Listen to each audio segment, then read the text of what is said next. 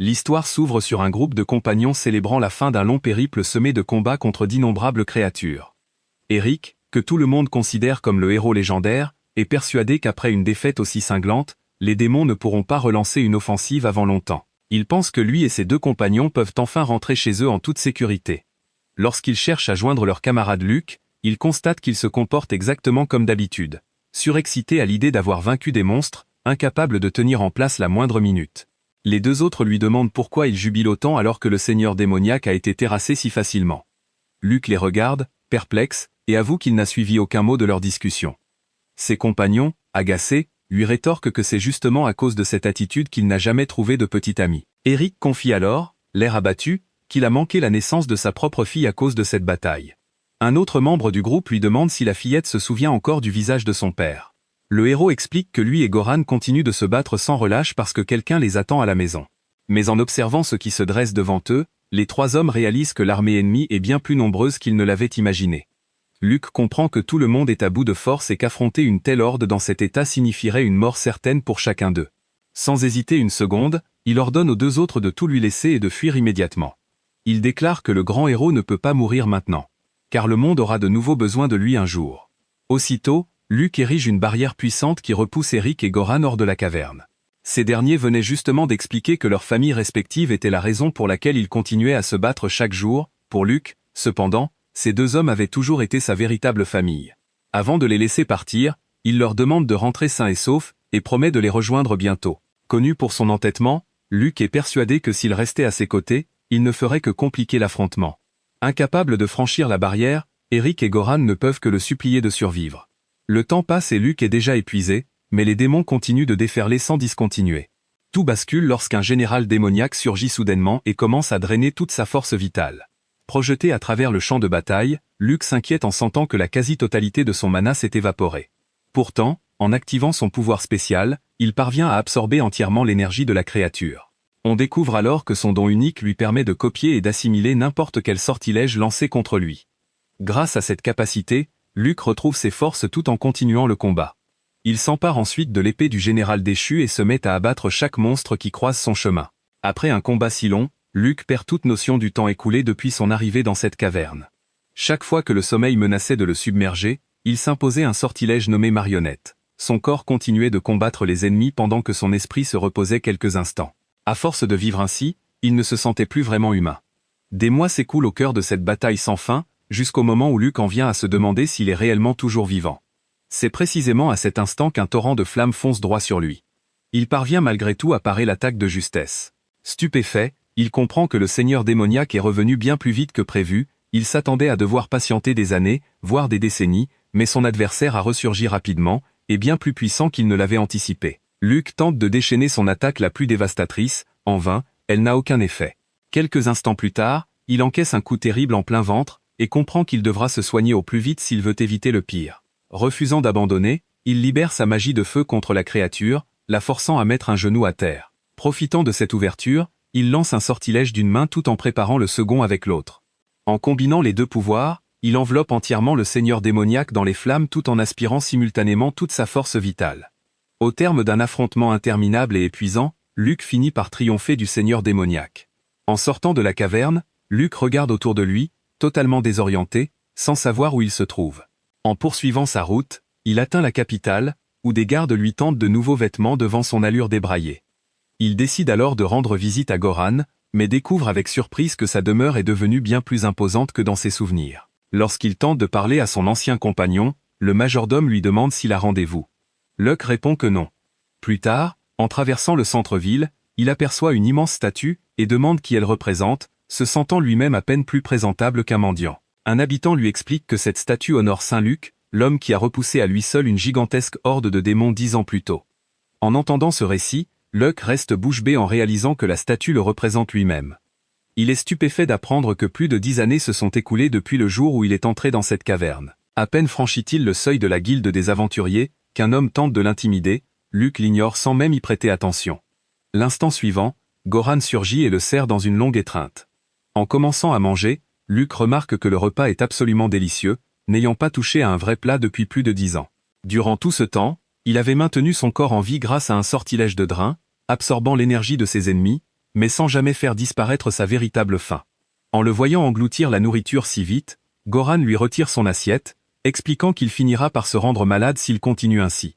Il lui prépare à la place un bol de porridge de riz, afin que son estomac se réhabitue progressivement à s'alimenter. Un peu plus tard, les deux hommes discutent, et Goran s'émerveille que Luke ait survécu 10 années entières dans un tel endroit. Luke explique que la maîtrise du drain a fait toute la différence lors de l'affrontement final contre le seigneur démoniaque. Pendant leur conversation, Eric arrive avec un repas spécialement préparé pour Luke.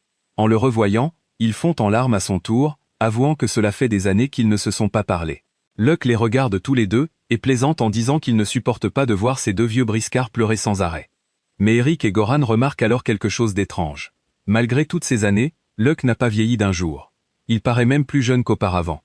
Luke se rappelle alors qu'après avoir vaincu le seigneur démoniaque, il a absorbé une quantité colossale d'énergie, peut-être est-ce cela qui a empêché son corps de vieillir. Les deux hommes sont stupéfaits d'apprendre que Luke a vaincu le seigneur démoniaque entièrement seul.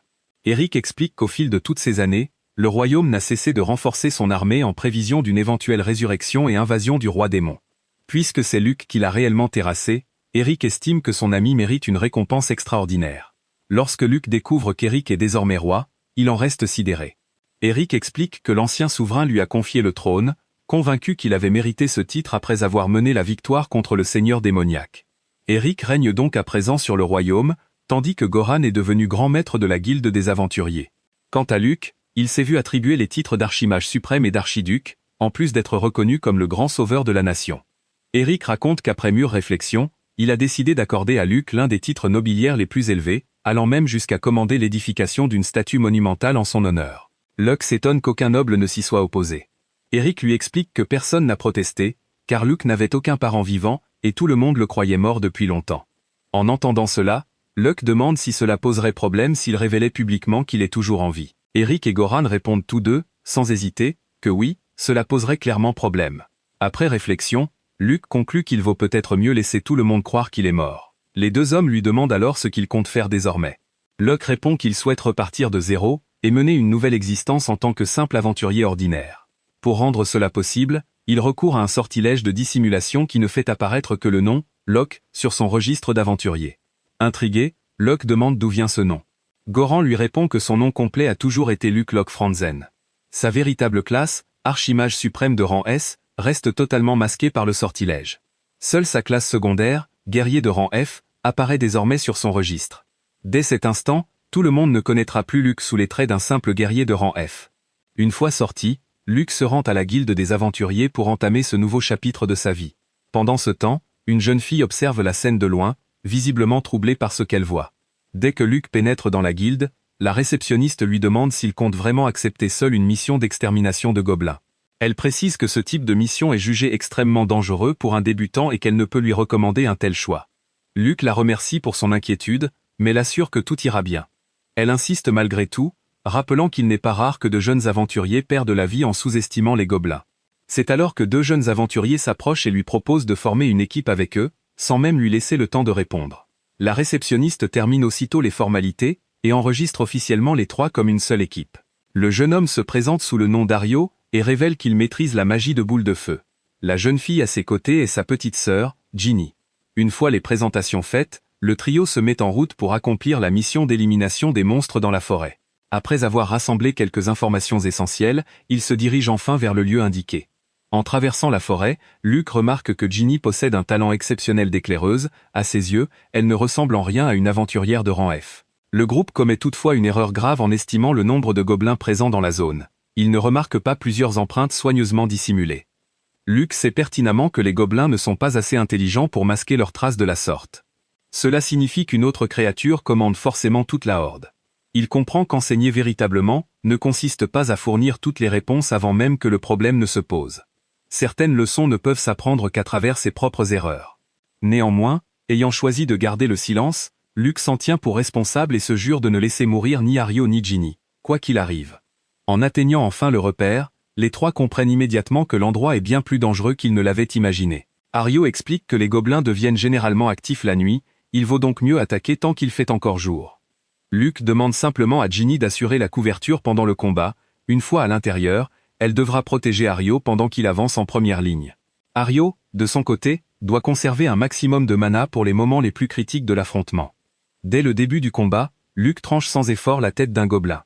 Alors qu'il s'enfonce plus profondément dans le repère, Ario et Ginny montrent des signes d'épuisement après avoir vaincu plus de 30 ennemis. Luke les rassure en expliquant que c'est parfaitement normal, les tribus de gobelins étant généralement immenses. Un peu plus tard, Luke demande à Ario s'il peut encore lancer au moins une boule de feu. Le jeune homme répond qu'il pourrait peut-être en lancer une dernière, en se poussant à bout. Ginny, de son côté, annonce qu'il ne lui reste plus que 3 flèches dans son carquois. Face à cette situation, Ario estime que la meilleure option serait de battre en retraite, puisqu'ils sont presque à court de flèches et de mana. Mais avant qu'ils ne puissent s'échapper, le chef des gobelins surgit soudainement devant eux. Luke comprend immédiatement qu'une autre entité contrôle ce gobelin, tant sa conduite trahit une intelligence bien supérieure à celle d'un gobelin ordinaire. Avant que quiconque puisse réagir, une mystérieuse jeune fille apparaît brusquement et ordonne au monstre de s'écarter immédiatement de son chemin. Son arrivée soudaine change instantanément la situation. La jeune fille qui vient d'apparaître fonce immédiatement sur le seigneur gobelin, brandissant son épée avec une confiance absolue. Pourtant, au moment où sa lame touche le corps du monstre, elle rebondit comme si elle avait frappé un mur de pierre. Le choc engourdit son bras, tandis que le seigneur gobelin reste presque totalement indemne. Au loin, Ario comprend à quel point la situation est devenue dangereuse et propose à tout le monde de battre en retraite. Locke est d'accord et demande aux 2 frères et sœurs de rester prudents face aux gobelins qui pourraient leur tendre une embuscade sur le chemin de la sortie. Mais lorsque la guerrière remarque que Locke est toujours debout au lieu de s'enfuir, elle entre dans une colère noire. Elle le traite de faible et lui ordonne de ne pas se mettre dans ses jambes. Une insulte audacieuse, qu'elle va bientôt regretter. Elle attaque de nouveau, mais le seigneur gobelin abat sa gigantesque massue avec une force écrasante et pulvérise son épée. Le monstre lève ensuite son arme pour lui porter le coup fatal. Au moment où la guerrière s'apprête à être écrasée, Locke intervient et bloque l'attaque d'une seule main à l'aide de son épée, toujours rangée dans son fourreau. Avant même qu'elle ne comprenne ce qui vient de se passer, Locke dégaine sa lame et frappe à une vitesse fulgurante. Le corps du seigneur gobelin est instantanément découpé en plusieurs morceaux avant de s'effondrer au sol. Tout se produit si vite que le monstre n'a même pas le temps de comprendre comment il a été vaincu. Après avoir retrouvé ses esprits, la jeune femme s'incline et le remercie. Elle se présente sous le nom de Shia, fille de Danton, chef du clan des hommes bêtes de l'Est. Shia est une guerrière de rang B et une chasseuse de vampires. Cependant, lorsque Locke lui montre sa carte d'aventurier et déclare calmement qu'il n'est qu'un aventurier de rang F, elle reste complètement déconcertée, puis profondément embarrassée. Une guerrière de rang B vient tout juste d'ordonner à un expert de rang F de prendre la fuite. Locke ne se moque pourtant pas d'elle. À la place, il lui demande ce qui se cache plus profondément dans la grotte, car il ressent une aura bien plus dangereuse que celle du seigneur gobelin. Shia admet que l'ennemi qui s'y trouve est un seigneur vampire. Cela confirme les soupçons de Locke, quelqu'un manipule les gobelins dans l'ombre. Le seigneur vampire possède non seulement une force vitale exceptionnelle, mais il peut également se transformer en brouillard, ou se disperser en une nuée de chauves-souris pour éviter les attaques. Locke conseille à Shia de quitter les lieux, mais elle refuse catégoriquement. Son clan chasse les vampires depuis des générations. Peu de temps auparavant, ils avaient réussi à acculer ce même seigneur vampire, mais son père, le chef Danton, avait été grièvement blessé. Profitant de cette occasion, le vampire avait réussi à s'échapper. Pour Shia, laisser cette proie s'enfuir est une honte qui salit l'honneur de tout son clan.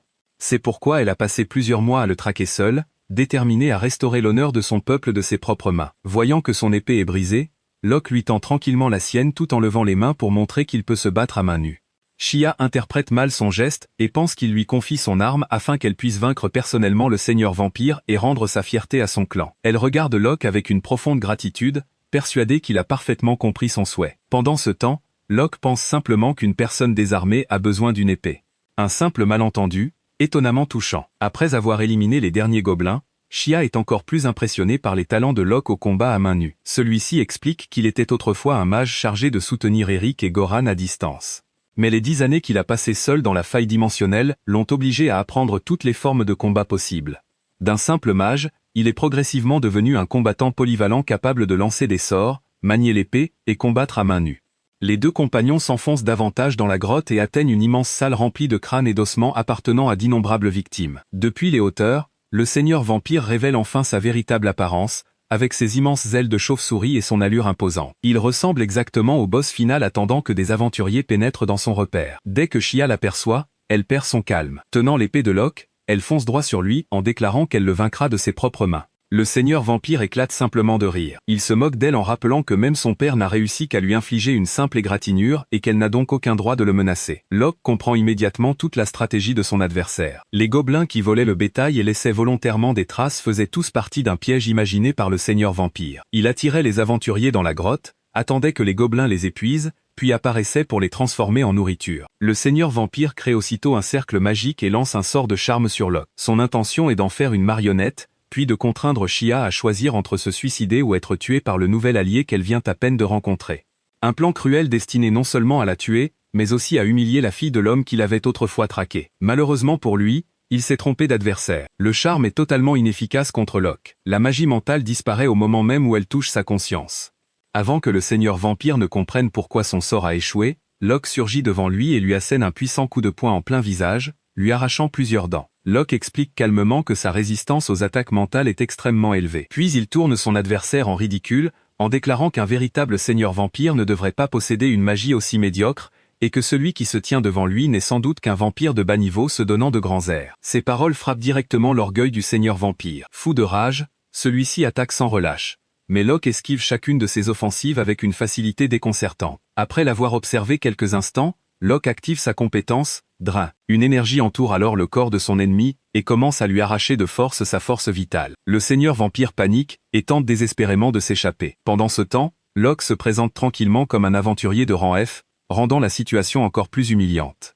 Un monstre qui prétendait dominer tous les autres est désormais vidé de sa vie par quelqu'un officiellement considéré comme un simple débutant. Dans un ultime geste de désespoir, le seigneur vampire disperse sa magie sous la forme d'une immense nuée de chauves-souris noires qu'il envoie sur Locke. Mais Shia intervient immédiatement, et utilise l'épée prêtée par Locke pour toutes les abattre. Pendant qu'elle bloque chaque contre-attaque possible, Locke continue de drainer la force vitale du vampire. Peu à peu, son corps se transforme en cendres. Terrifié, le seigneur vampire comprend que même sa capacité de régénération a été neutralisée.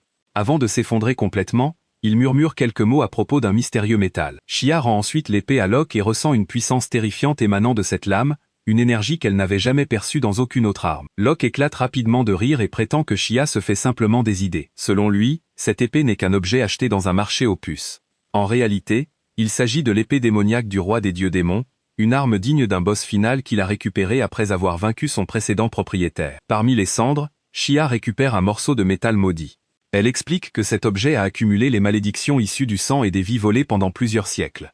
Locke devient soudain très sérieux, car durant les 10 années qu'il a passées à combattre, il n'a jamais vu un dieu démon utiliser un tel objet. Bien que son corps soit réduit en poussière, la tête restante du seigneur vampire continue de parler. Il révèle que le pouvoir de ce métal ouvrira bientôt une porte vers la faille dimensionnelle, où d'innombrables dieux démons attendent leur heure. Ensuite, les dieux sombres descendront sur le monde des humains pour le plonger dans le chaos. En entendant les mots « faille dimensionnelle », Locke repense immédiatement à l'enfer dans lequel il est resté prisonnier pendant 10 longues années. Il comprend également pourquoi Eric et Goran n'ont jamais pu revenir le sauver. Cette porte ne peut pas être ouverte depuis le monde des humains. Si les paroles du seigneur vampire sont vraies, cela signifie que quelqu'un tente de briser cette règle. Locke tranche aussitôt le métal en deux pour empêcher le plan d'aboutir, mais l'objet explose instantanément en libérant un torrent d'énergie noire. Avant que Shia ne puisse réagir, Locke dégaine l'épée démoniaque. La lame se met à vibrer et absorbe activement toute la malédiction. Le danger immédiat disparaît. Locke comprend alors que cette épée n'est pas seulement une arme capable de tuer, mais également d'absorber les énergies maudites, ce qui pourrait s'avérer extrêmement précieux pour les batailles à venir. Avant de disparaître complètement, le seigneur vampire réalise avec horreur que l'homme qui se tient devant lui n'est autre que le légendaire grand sage Locke. Il hurle son véritable nom, mais Locke tranche calmement sa tête restante et met définitivement fin au combat. Shia relie aussitôt tous les indices. Cette puissance impossible, l'épée démoniaque, est la révélation finale du seigneur vampire. Elle comprend enfin que l'aventurier de rang F qui l'accompagne est en réalité le sauveur vénéré dans tout le royaume. Elle jure de protéger son secret au péril de sa vie. Locke hausse simplement les épaules et lui répond qu'il n'est pas nécessaire d'en faire autant. Après tout, ajoute-t-il, il ne ressemble absolument pas à la statue beaucoup trop séduisante érigée en son honneur sur la grande place. De retour dans la capitale royale, la réceptionniste Aaron présente ses plus sincères excuses pour l'erreur commise dans l'évaluation de la mission. Le rapport initial ne mentionnait qu'un petit groupe de gobelins, alors qu'en réalité un seigneur gobelin et un seigneur vampire se cachaient dans la grotte. Sans Locke et Shia, les jeunes aventuriers auraient très facilement fini dévorés. Ario et Ginny ignorent toujours la véritable identité de Locke. Ils croient naïvement que Shia a vaincu tous les monstres et ne cessent de la remercier. L'ironie devient encore plus forte lorsque tous deux se tournent vers la statue de pierre du grand héros Locke, joignent les mains et prient leur sauveur pour les avoir protégés. Alors que le véritable Locke se trouve vivant, à moins de 3 mètres d'eux. Locke ne peut qu'esquisser un sourire gêné en voyant les gens vénérer sa statue comme celle d'une divinité protectrice, tandis que lui passe discrètement avec sa simple carte d'aventurier de rang F. Le soir venu, Locke demande à Shia de continuer à recueillir des informations sur les déplacements des vampires. Elle accepte avec enthousiasme. Locke affirme que ce qu'il a sacrifié 10 années de sa vie à protéger ne sera pas détruit aussi facilement. Qu'il s'agisse des dieux démons ou des dieux sombres, il trouvera un moyen de les arrêter. Shia lui remet alors la moitié du métal maudit afin qu'il puisse l'emporter pour l'étudier. Ensuite, Locke se rend au manoir de Goran pour faire son rapport. Dès que le grand maître de guilde aperçoit son vieil ami, il explose de colère. Locke avait promis de s'absenter seulement un court moment, mais il a disparu pendant 3 jours entiers sans donner la moindre nouvelle. Locke s'excuse et lui montre la moitié du mystérieux métal. Il explique que les dieux démons et leur roi n'étaient peut-être que l'avant-garde d'une puissance encore plus redoutable, les dieux sombres. Leur objectif est d'ouvrir la faille dimensionnelle depuis le monde des humains. Goran oublie aussitôt sa colère et examine attentivement le métal. Il constate que sa matière est totalement inconnue. Ce n'est ni de l'or, ni de l'orichalque, ni du mithril. Malgré toute son expérience de grand maître de guilde, il est incapable d'en déterminer l'origine. Il décide donc de le confier aux alchimistes pour une analyse approfondie.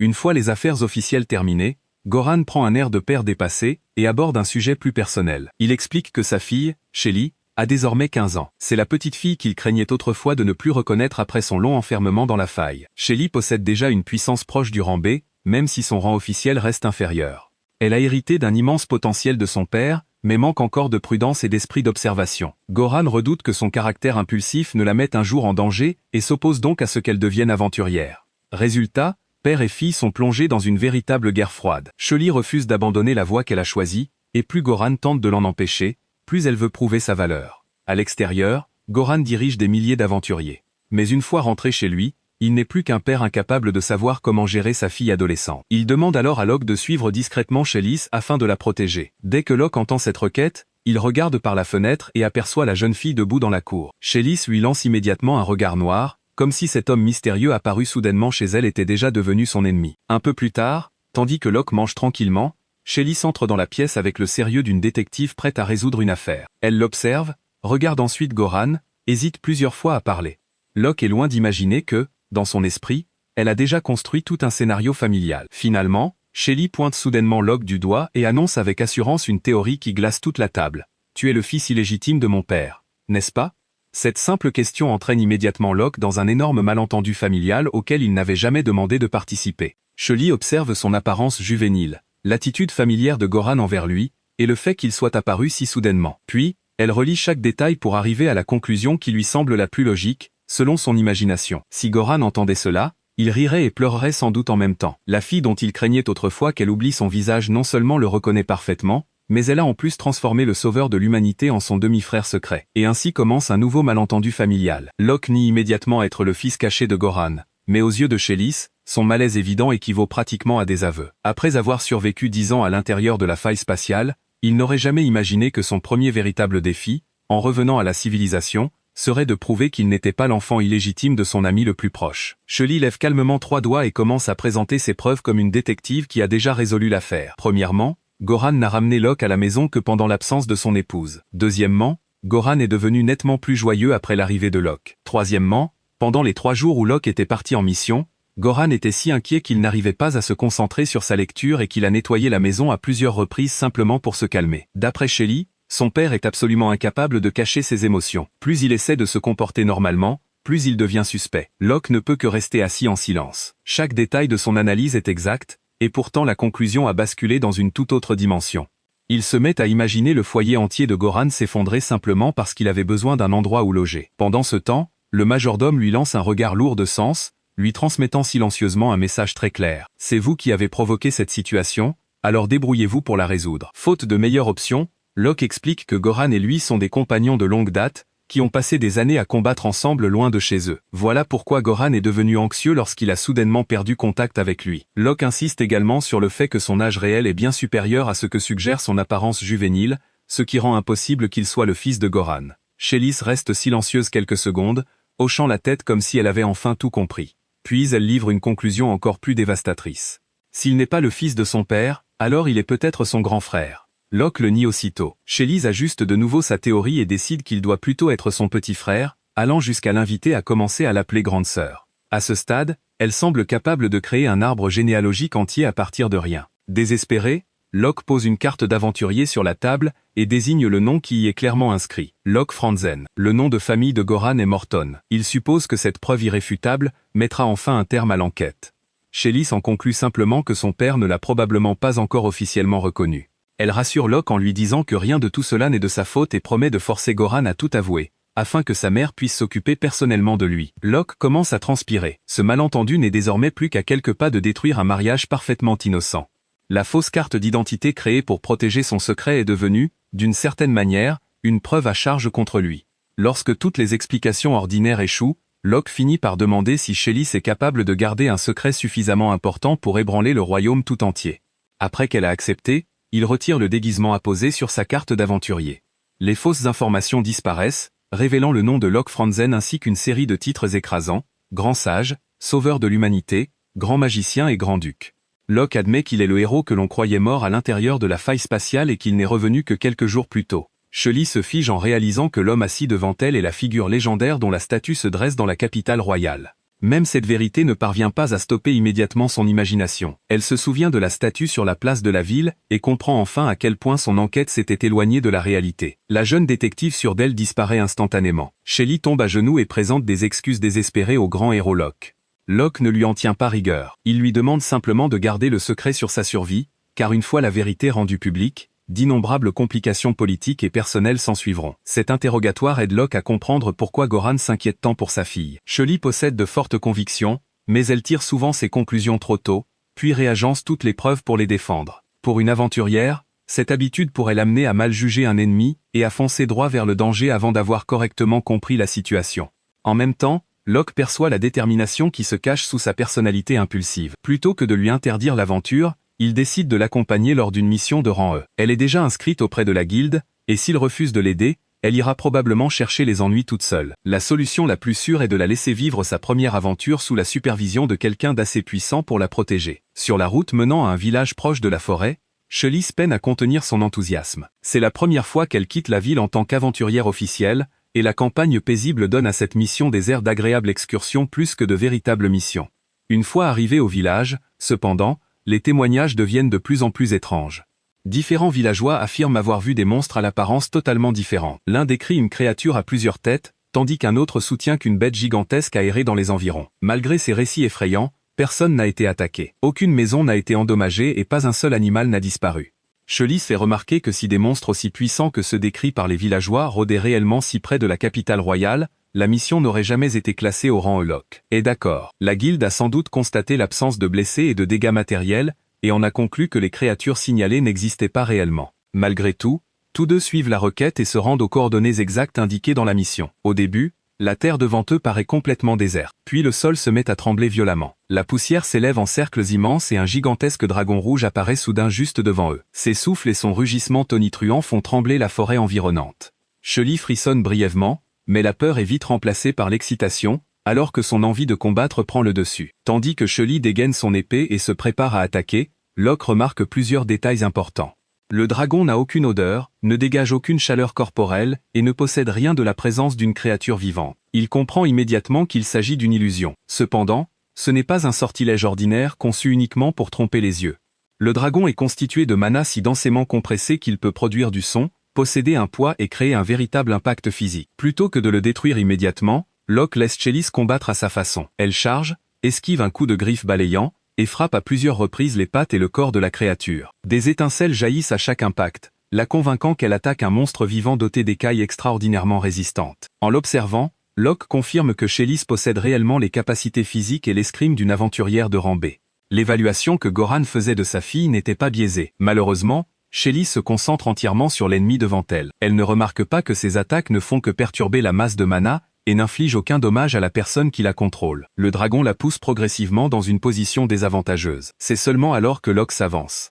Il pose une main contre l'immense illusion, analyse le flux de mana et active Dran. Chaque trace d'énergie magique est instantanément absorbée. Le dragon gigantesque se brise en filets de lumière et disparaît sous les yeux de Shelly. Shelly s'écroule au sol et vérifie son corps, réalisant seulement à cet instant qu'elle n'a pas été blessée. Lorsque Locke confirme que le dragon était une illusion, elle demande avec colère pourquoi il ne le lui a pas dit plus tôt. Locke se sert de ce combat pour lui expliquer sa faiblesse la plus dangereuse. Face à une illusion capable d'interaction physique, continuer à l'attaquer directement ne fait que gaspiller de l'endurance. La bonne réaction est de localiser le lanceur de sorts et de le neutraliser. Si la position de l'ennemi ne peut être identifiée, Battre en retraite avant que le piège ne devienne plus dangereux est le choix le plus intelligent. Shelley rétorque obstinément qu'elle déteste l'idée de fuir. Locke répond froidement que rester en vie vaut toujours mieux que mourir par orgueil. La réalité que recouvrent ces mots ne lui laisse aucune réponse efficace. Une fois la leçon terminée, Locke se tourne vers la forêt et interpelle la personne cachée à proximité. Il avait compris dès le début que celui ou celle qui avait créé ces illusions n'avait jamais eu l'intention de blesser quiconque. Les faux monstres n'avaient été conçus que pour effrayer les étrangers et les faire fuir. Des lignes de lumière entourant les arbres s'estompent lentement, et une petite fille vêtue d'une cape violette apparaît. Locke loue discrètement sa capacité à dissimuler sa présence, qui était presque parfaite. La fillette devient nerveuse et se présente sous le nom de Lucira, membre de la race démoniaque. Shelley se penche aussitôt vers Locke et lui chuchote une question. Les démons ne sont-ils pas censés être cruels et malfaisants? Locke la corrige gentiment. Les démons possèdent souvent une magie puissante et un corps robuste, mais la force n'a rien à voir avec le fait d'être bon ou mauvais. Lucira demande pourquoi Locke ferait confiance à une démone qui vient d'utiliser une illusion pour lui barrer la route. Il explique qu'elle n'a jamais blessé les villageois et qu'elle a évité d'employer des attaques mortelles contre l'un ou l'autre d'entre eux. Lucira comprend également que sa magie est totalement inefficace contre l'homme qui se tient devant elle. Locke est assez fort pour la maîtriser et lui arracher la vérité, et pourtant il choisit de s'asseoir et de parler paisiblement. Cette décision la convainc de lui faire confiance. Lucira accepte de leur montrer ce qu'elle protège et conduit les deux compagnons plus profondément dans les montagnes, vers un temple antique construit à l'ère des dieux. Dans la chambre la plus profonde, Lucira annonce joyeusement qu'elle est de retour auprès du seigneur Gerberga. Locke et Shelley suivent son regard, et découvrent une créature blanche et ronde installée confortablement dans un nid de paille. Elle ressemble exactement à un poulet particulièrement gros, mais par ailleurs tout à fait ordinaire. Shelley lâche la question évidente. N'est-ce pas simplement un poulet? Lucira se met immédiatement sur la défensive et insiste sur le fait que Gerberga est l'être divin vénéré par sa tribu depuis des générations. Elle admet qu'il est techniquement toujours un poulet, mais un poulet doté d'un pouvoir sacré. Selon Lucira, les ancêtres de Gerberga ont jadis réveillé le monde par leur chant. Ce pouvoir a établi la frontière entre le jour et la nuit, et a également affecté les barrières séparant les différents mondes. Pour cette raison, Gerberga peut ouvrir et fermer les portails reliés à d'autres dimensions. Locke se concentre immédiatement sur la possibilité la plus importante. Ce pouvoir pourrait-il sceller la faille spatiale? Lucira confirme que oui. La réponse est brève, mais elle change complètement la situation. Si le portail au-delà de la faille s'ouvre, d'innombrables dieux démons pourraient envahir leur monde. Gerberga est la seule clé vivante capable d'empêcher cette catastrophe. Locke comprend enfin pourquoi les vampires traquent désespérément une créature qui paraît totalement inoffensive. Si Gerberga est éliminé, le plus grand obstacle empêchant l'ouverture de la faille disparaîtra. Lucira poursuit son récit d'une voix basse. Sa tribu vivait autrefois paisiblement dans les montagnes du nord. Puis les vampires sont arrivés sans prévenir, et ont massacré tout le village. Lucira fut la seule survivante. Avant de mourir, le chef de la tribu lui confia Gerberga, et lui ordonna de fuir vers cet ancien temple, réputé abriter une barrière capable d'arrêter les vampires. Lucira porta Gerberga à travers la forêt obscure, portant à la fois la responsabilité et les derniers espoirs de son peuple. Même après avoir atteint le temple, cependant, les poursuivants continuent d'apparaître. Locke examine la structure environnante et confirme une terrible vérité. Aucune barrière protectrice n'existe actuellement ici. Soit les informations du chef étaient erronées, soit la protection a disparu depuis longtemps. Ce qui compte, c'est que Lucira ne peut plus compter sur le temple pour sa sécurité. Locke propose de l'emmener, elle, et Gerberga, jusqu'à la capitale royale, et de les protéger lui-même. Pour Lucira, cependant, confier le dieu pour lequel toute sa tribu est morte à un aventurier qu'elle vient tout juste de rencontrer est une décision d'une gravité insurmontable. Pour lui donner une raison de le croire, Locke tire l'épée démoniaque jadis maniée par le roi des dieux démons, et la plante dans le sol de pierre. Il explique calmement qu'il n'existe qu'une seule raison pour qu'une telle arme soit en sa possession. Il a personnellement vaincu son ancien maître. Lucira le fixe, incrédule, en réalisant que l'homme devant elle n'est pas du tout un aventurier de bas rang. C'est le grand sage Locke, le sauveur légendaire honoré dans le monde entier. Shelley confirme discrètement que Locke a survécu à la faille spatiale, et qu'il est enfin revenu. Locke s'agenouille jusqu'à se mettre à hauteur des yeux de la fillette effrayée. Employant son véritable nom, il jure qu'il protégera le coq divin Gerberga, même au prix de sa propre vie. Dans les souvenirs de Lucira, les villageois n'ont jamais considéré la protection de leur dieu comme un fardeau imposé. C'était la plus grande fierté de leur peuple. Voilà que le héros légendaire en personne reconnaît que leur sacrifice n'était pas vain. Lucira serre Gerberga contre elle et se met à pleurer. Tout au long de sa fuite désespérée, elle n'avait rien pu faire d'autre que continuer d'obéir au dernier ordre qu'on lui avait donné. La promesse de Locke lui offre enfin quelqu'un d'assez digne de confiance pour partager la responsabilité qu'elle portait seule. Lorsque le groupe quitte le temple, le soir approche. Shelley se met aussitôt à évoquer la possibilité de garder Gerberga à la maison comme animal de compagnie, ce qui lui vaut une protestation farouche de Lucira. Leur dispute vient à peine de commencer lorsqu'un groupe de vampires descend du ciel et leur barre la route. L'un des vampires exige de connaître l'identité de Locke. Il répond froidement que des créatures aussi insignifiantes qu'eux ne méritent pas de connaître son nom. Après avoir confirmé que leurs cibles sont Lucira et Gerberga, Locke ne perd plus de temps. Il lance une magie de zone, pluie de flèches magiques, projetant d'innombrables rayons de lumière à travers la formation ennemie. Les vampires survivants sont contraints de se transformer pour s'échapper. Leur corps se dissocie en nuées de chauves-souris, une capacité extrêmement gênante, car même un petit groupe de chauves-souris peut survivre et reconstituer plus tard le corps d'origine. À l'instant précis où les vampires se retrouvent coincés entre leur forme humanoïde et leur nuée de chauves-souris, Gerberga sort la tête de sous la cape de Lucira et pousse un puissant chant. Une énergie divine établit instantanément une frontière forcée. L'état incomplet entre deux formes différentes n'est plus autorisé à exister. Chaque chauve-souris se fige en pleine transformation et se réduit en cendres en quelques secondes. Lucira explique que le pouvoir de Gerberga n'agit qu'au moment précis où un ennemi change d'état. Il ne peut pas détruire les vampires quand bon lui semble. Cependant, comme se transformer en chauve-souris est leur méthode de fuite la plus courante, ce pouvoir fait du coq divin l'un de leurs ennemis naturels les plus redoutables. Lorsque le groupe revient à la capitale royale après la tombée de la nuit, Shia les attend déjà. Elle se plaint que Locke les fait attendre bien trop longtemps, puis livre immédiatement une information urgente. Les ennemis récents n'agissent plus comme des individus isolés. Les forces vampiriques ont commencé à se rassembler et à préparer des opérations à bien plus grande échelle. D'après les renseignements qu'elle a recueillis, l'être qui domine les autres seigneurs vampires est un grand seigneur connu sous le nom de Roi des Rois. Au loin, dans les ténèbres, d'innombrables paires d'yeux rouges s'ouvrent sous une forteresse antique. Au-dessus d'eux se dresse l'immense silhouette d'une figure aux vastes ailes. Son identité et son objectif précis demeurent inconnus. Mais l'attaque contre Gerberga n'était manifestement pas un événement isolé. Locke a enfin découvert la clé capable de sceller la faille spatiale et, au même moment, les vampires ont commencé à se rassembler sous les ordres d'un chef plus puissant que tous les ennemis qu'il a rencontrés depuis son retour. Au moment où Shia revient, elle apporte à Locke un rapport profondément inquiétant. Le vampire qui rassemble les forces ennemies n'est pas un seigneur ordinaire, mais un grand seigneur, dont la puissance est jugée comparable à celle d'un dieu démon. Les hommes-bêtes ont consacré toutes leurs ressources disponibles à l'enquête, mais le père de Shia ne s'est toujours pas remis de ses blessures. Par conséquent, c'est elle qui doit assister à sa place à la réunion entre les chefs de tribu. Malheureusement, la faction qui exige une guerre immédiate est majoritaire. Ils veulent mobiliser leurs guerriers et lancer la chasse alors même qu'ils ignorent tant la position exacte du grand seigneur que l'étendue réelle de ses capacités. Craignant que son peuple ne soit anéanti dans une attaque irréfléchie, Shia vient trouver Locke et lui demande de l'aider à éliminer le grand seigneur avant que cette expédition précipitée ne tourne au désastre.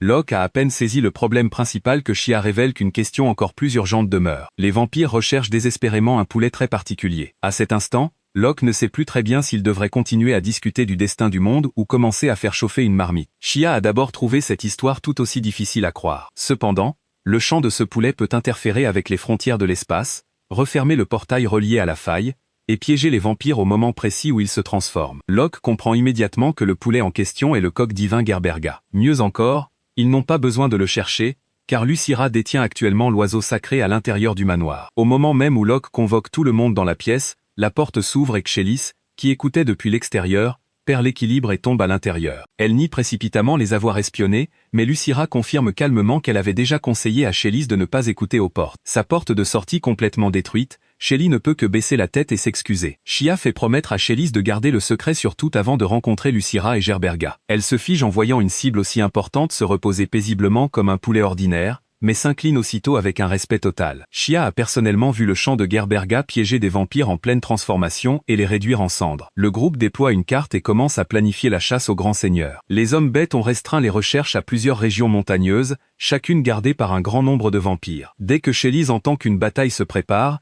elle demande immédiatement à accompagner Locke et Shia. Locke refuse. Shia est une aventurière de rang B et les lois de sa tribu l'obligent à participer. Xélis, en revanche, n'a aucune raison de prendre part à une chasse qui dépasse largement son rang actuel. À la place, Locke charge Xélis de rester dans la capitale royale et de protéger Gerberga et Lucira. La barrière de la ville rend difficile l'entrée aux vampires de rang seigneurial, mais elle ne peut garantir une sécurité parfaite. Une fois Locke et Shia partis, l'ennemi pourrait changer de cible et attaquer directement le coq divin. Xélis paraît d'abord déçu, mais dès l'instant où Locke dit qu'il a besoin d'une aventurière d'élite pour servir de garde du corps, ses yeux s'illuminent et elle accepte la mission avec enthousiasme. Goran revient à ce moment-là, et Shia apprend enfin que Xélis est la fille du grand maître de la guilde des aventuriers. Goran manque d'appeler son vieil ami par son ancien nom, avant de se corriger précipitamment en Locke. Il le remercie ensuite d'avoir veillé sur Xélis. Lorsque Locke décrit sa fille comme une combattante plutôt douée, le visage de Goran se remplit aussitôt de fierté. Xélis s'incline de manière inattendue et présente ses excuses à son père pour la façon dont elle s'est comportée auparavant. L'entendre l'appeler « père » émeut Goran jusqu'aux larmes. Il l'assure qu'il ne lui en a jamais voulu, mais lorsqu'il lui demande ce qui l'avait mis si en colère au départ, Chélise admet que son opposition à sa carrière d'aventurière n'était qu'une partie de la raison. Le plus grand problème était qu'elle croyait que Goran avait un enfant caché et qu'elle avait supposé à tort que Locke était son grand frère perdu de vue. Goran est en train de boire de l'eau à ce moment-là et la recrache aussitôt partout. Leur réconciliation émouvante se transforme en crise familiale en quelques secondes. Chélise quitte joyeusement la pièce, laissant Goran se prendre la tête entre les mains devant la remarquable capacité de sa fille à combiner des informations exactes pour aboutir à une conclusion totalement fausse. Il baisse la tête et demande à Locke de continuer à veiller sur elle. Chélise est puissante, mais elle est aussi terriblement naïve, et tire souvent ses conclusions avant d'avoir rassemblé assez de preuves. Locke lui rappelle que Goran se comportait tout aussi imprudemment quand ils étaient jeunes, forçant Eric et lui à réparer catastrophe après catastrophe. Malgré tout, Goran reste profondément inquiet au sujet de la vie d'aventurière de sa fille. Il voudrait interdire à Chélise d'accepter d'autres missions, car elle a tendance à foncer d'abord et à se rappeler ensuite qu'elle n'a qu'une seule vie. Locke comprend la peur derrière ces mots et accepte de la superviser. Si Chélise tente quoi que ce soit qui dépasse ses capacités, il l'arrêtera immédiatement. Submergé de gratitude, Goran serre son vieil ami dans une étreinte puissante. Malheureusement, sa barbe pique droit dans le visage de Locke, transformant ce qui aurait dû être un moment émouvant, en une expérience étonnamment douloureuse. À cet instant précis, Chélise ouvre la porte. Elle découvre son père en larmes en train d'étreindre Locke, et son imagination remplit instantanément toute la pièce de rose romantique. Rougissante, elle leur dit de continuer sans se soucier d'elle et referme rapidement la porte. Un tout nouveau malentendu vient de naître. Près d'une heure d'explication est nécessaire avant que Chélise ne finisse par s'agenouiller et s'excuser, tandis que Locke et Goran ont l'air aussi épuisés que s'ils venaient de survivre à une bataille majeure. Une fois que tout le monde revient enfin au véritable problème, Goran conclut que l'apparition d'un grand seigneur a transformé l'incident en une menace d'ampleur nationale. Chélise suggère d'utiliser le pouvoir de Gerberga, mais Lucira explique que le coq divin ne peut pas simplement incinérer tous les vampires à volonté. Son pouvoir n'est particulièrement efficace que durant le bref instant où un vampire passe de sa forme humaine à une nuée de chauves-souris. Locke est encore plus opposé à l'idée d'emmener Gerberga sur le champ de bataille. Combattre tout en protégeant la cible la plus importante de toutes serait déjà dangereusement difficile. Shia ajoute alors un autre détail troublant. Si le grand seigneur boit le sang du coq divin, le fait de profaner une créature sacrée générera une quantité énorme d'énergie maudite. Le médaillon maudit pourrait instantanément accumuler assez de puissance pour ouvrir la porte spatiale. Emmener Gerberga reviendrait à remettre personnellement à l'ennemi la clé de la faille. Goran suggère aussitôt de placer Gerberga sous la protection d'Eric, à l'intérieur du palais royal. Le roi fut autrefois un héros, et le palais possède les forces défensives les plus puissantes de la capitale. Le groupe y est rapidement escorté. En chemin, Shia et Lucira remarquent que presque tous les serviteurs sont extrêmement jeunes. Goran explique qu'Eric forme actuellement environ 2000 élèves, dont des chevaliers apprentis, des serviteurs apprentis, et même des cuisiniers apprentis. La plupart d'entre eux sont des cadets issus de familles nobles appauvries, ou les fils et filles de chevaliers morts au combat. Le palais leur fournit nourriture, logement, formation professionnelle, et une aide pour trouver un emploi par la suite. Locke est profondément impressionné. Eric n'est pas simplement monté sur le trône. Il utilise aussi l'éducation pour offrir un avenir à ceux que la guerre a abandonnés. Eric apparaît avec ses filles, Charlotte et Marie. Ayant appris que Locke avait récemment éliminé un seigneur vampire, il amène les fillettes saluer son vieil ami. Charlotte s'adresse poliment à lui par son titre de grand-duc Franzen, mais Locke leur dit simplement de l'appeler « Oncle Locke ». Marie brandit avec enthousiasme un exemplaire des aventures du héros Locke, et demande un autographe. Le véritable héros découvre seulement maintenant qu'il est devenu une icône pour les enfants de tout le royaume. Shia explique que presque chaque enfant du royaume grandit en entendant des histoires sur le héros Locke. Goran ajoute que les pièces de théâtre à son sujet affichent toujours complet. Le véritable héros est assis à l'intérieur du palais pendant qu'au dehors le public continue de payer pour voir des acteurs faire semblant d'être lui. Chélise révèle que même Gerberga aime écouter des histoires illustrées sur Locke. Marie demande la permission de caresser le coq, Charlotte la rejoint aussitôt, et la clé vivante de la survie du monde se retrouve bientôt réduite au rôle d'animal de compagnie royale pour deux princesses. Goran demande à Chélise d'emmener Charlotte, Marie et Gerberga dans la pièce voisine. Une fois la porte fermée, l'atmosphère redevient peu à peu sérieuse. Eric admet qu'il sait que Locke fait face à une crise urgente, mais il tenait à ce que ses filles rencontrent au moins une fois l'homme qui a sauvé leur famille. 10 ans plus tôt, Locke était resté seul en arrière pour arrêter l'armée du dieu démon. Grâce à ce sacrifice, Eric a survécu, est rentré chez lui, et a vécu assez longtemps pour voir naître Charlotte et Marie. Pour Eric, ses filles sont les trésors les plus précieux du monde. Son plus grand bonheur est simplement d'avoir le droit de vivre à leur côté. Et c'est Locke qui lui a donné la possibilité de connaître cette vie.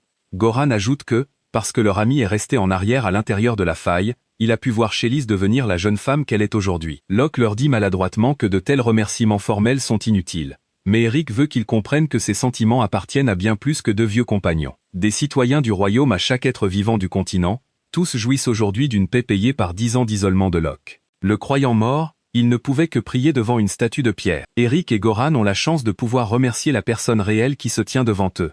Les rires de Charlotte, Marie et Chalice venant de la pièce voisine sont la preuve la plus éclatante de ce que la décision de Locke a véritablement accompli. Une fois le silence passé, Locke demande des nouvelles de Lévi. Eric explique qu'elle aussi souhaite le rencontrer, mais qu'elle commande actuellement l'ordre de magie sacrée du pays et doit rester en poste à la grande cathédrale. Locke promet de lui rendre visite une autre fois avant de revenir à la crise immédiate. Les vampires ont l'intention d'ouvrir un portail spatial et d'invoquer le dieu des ténèbres. Le pouvoir divin de Gerberga peut également éliminer l'énergie maudite qu'ils ont déjà accumulée. C'est pourquoi les vampires veulent à la fois supprimer cet obstacle et exploiter la malédiction générée par le fait de boire le sang d'un être sacré. Eric accepte officiellement la responsabilité de protéger Lucira et le coq divin à l'intérieur du palais. Lucira lui confie avec confiance sa propre sécurité ainsi que celle de Gerberga. La ligne de défense établie, Locke estime que le groupe peut se concentrer entièrement sur l'élimination du grand seigneur. Shia et lui comptent rassembler les chasseurs hommes-bêtes, attirer les seigneurs vampires ordinaires loin de leur chef, puis attaquer dès qu'une brèche s'ouvrira dans la formation défensive. Goran fait immédiatement remarquer que les rôles devraient être inversés.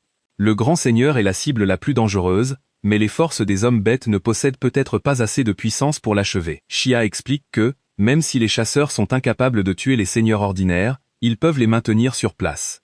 La seule personne capable d'éliminer le grand seigneur est Locke. Les hommes bêtes retiendront donc les seigneurs pendant qu'il frappera directement le centre de commandement ennemi. Goran craint que cette stratégie ne cause des pertes dévastatrices au sein de la tribu de Shia. Elle refuse de reculer. Si le grand seigneur s'échappe, les massacres continueront, et le risque de voir la faille s'ouvrir subsistera. Shia préfère accepter le danger maintenant plutôt que de laisser l'ennemi continuer à s'en prendre à des innocents.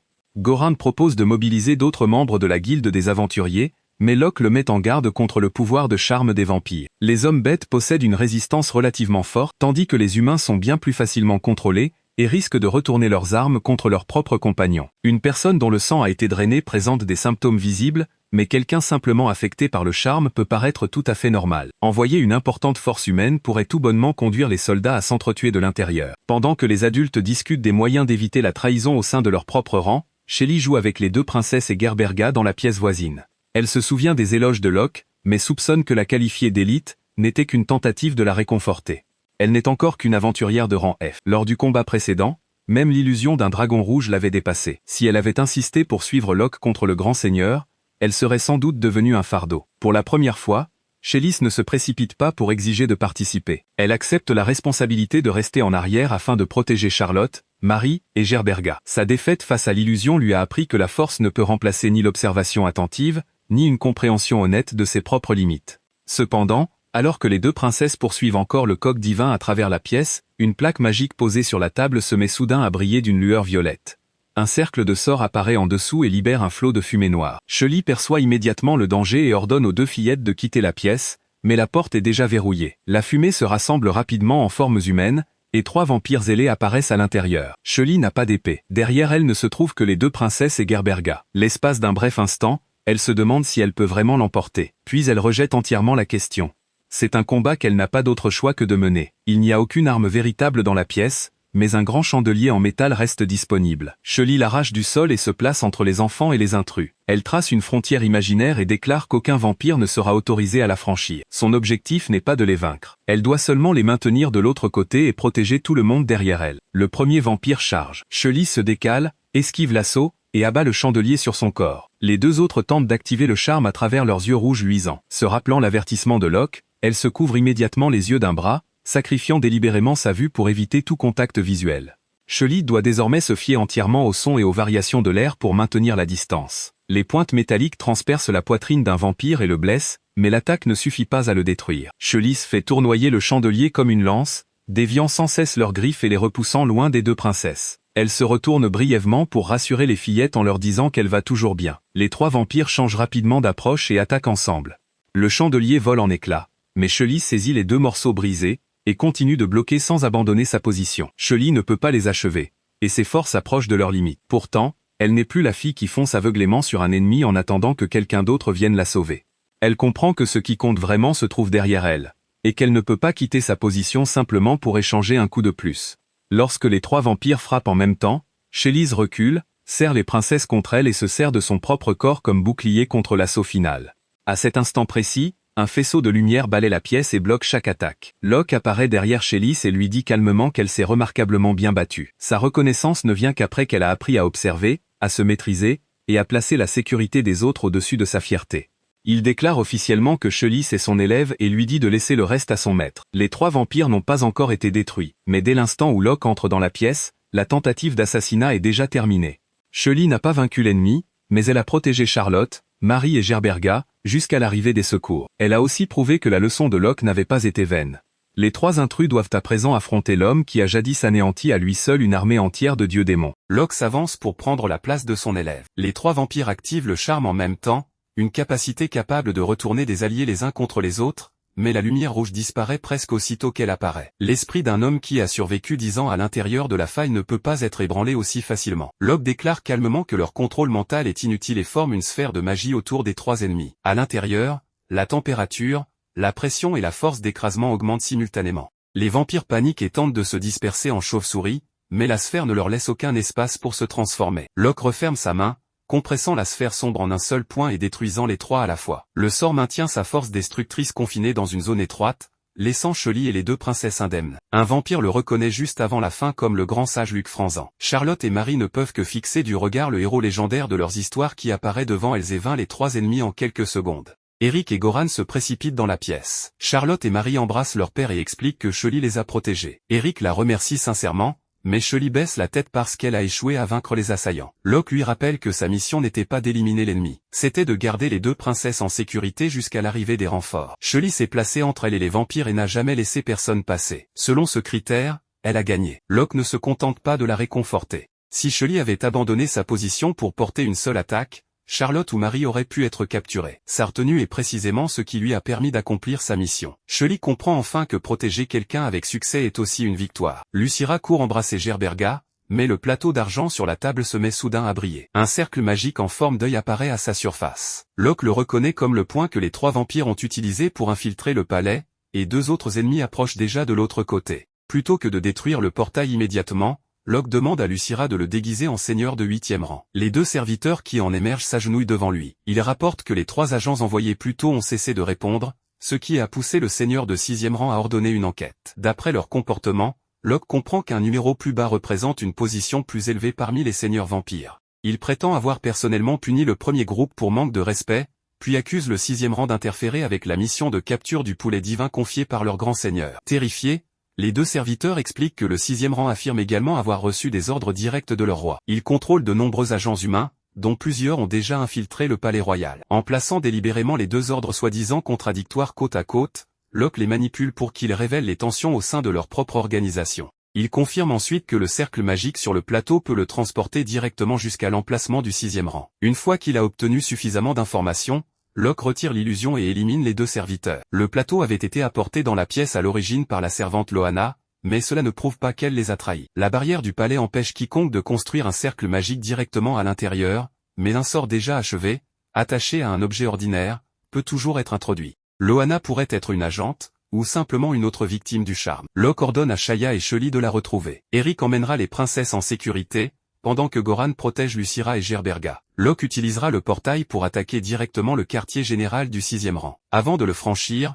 il demande à tout le monde de détruire la porte immédiatement afin que l'ennemi ne puisse pas l'utiliser pour revenir au palais. De l'autre côté se trouve une sombre forteresse de pierre. Le cercle magique brille toujours au-dessus de Locke tandis que des gardes affluent des couloirs et l'encerclent. Plusieurs yeux magiques près du trône tirent immédiatement des faisceaux violets sur l'intrus, transperçant les serviteurs qui se trouvent sur leur trajectoire. Certains sont détruits par l'attaque de leur propre maître, tandis que d'autres sont contraints de se transformer en chauve-souris pour échapper à l'explosion. Locke bloque les faisceaux avec son épée démoniaque et sort calmement de la fumée. Il n'est pas surpris par l'attaque, seulement dégoûté par un commandant prêt à utiliser ses propres subordonnés comme bouclier jetable. Le seigneur de 6e rang descend du trône et traite Locke de monstre. Locke répond qu'il n'a aucun intérêt à entendre cette accusation venant de quelqu'un qui considère la vie de ses serviteurs comme sans valeur. Les 2 chargent et échangent des coups d'épée. Le 6e rang parvient à bloquer l'épée démoniaque du roi démon et exige que Locke lui cède l'arme. Locke lui dit de venir la prendre lui-même s'il la veut. Le vampire est rapidement submergé. Avant de porter le coup final, Locke lui demande comment leur organisation a contourné les défenses du palais. Le 6e rang refuse de répondre et se contente d'avertir l'humanité de profiter de ce qui reste de son âge paisible,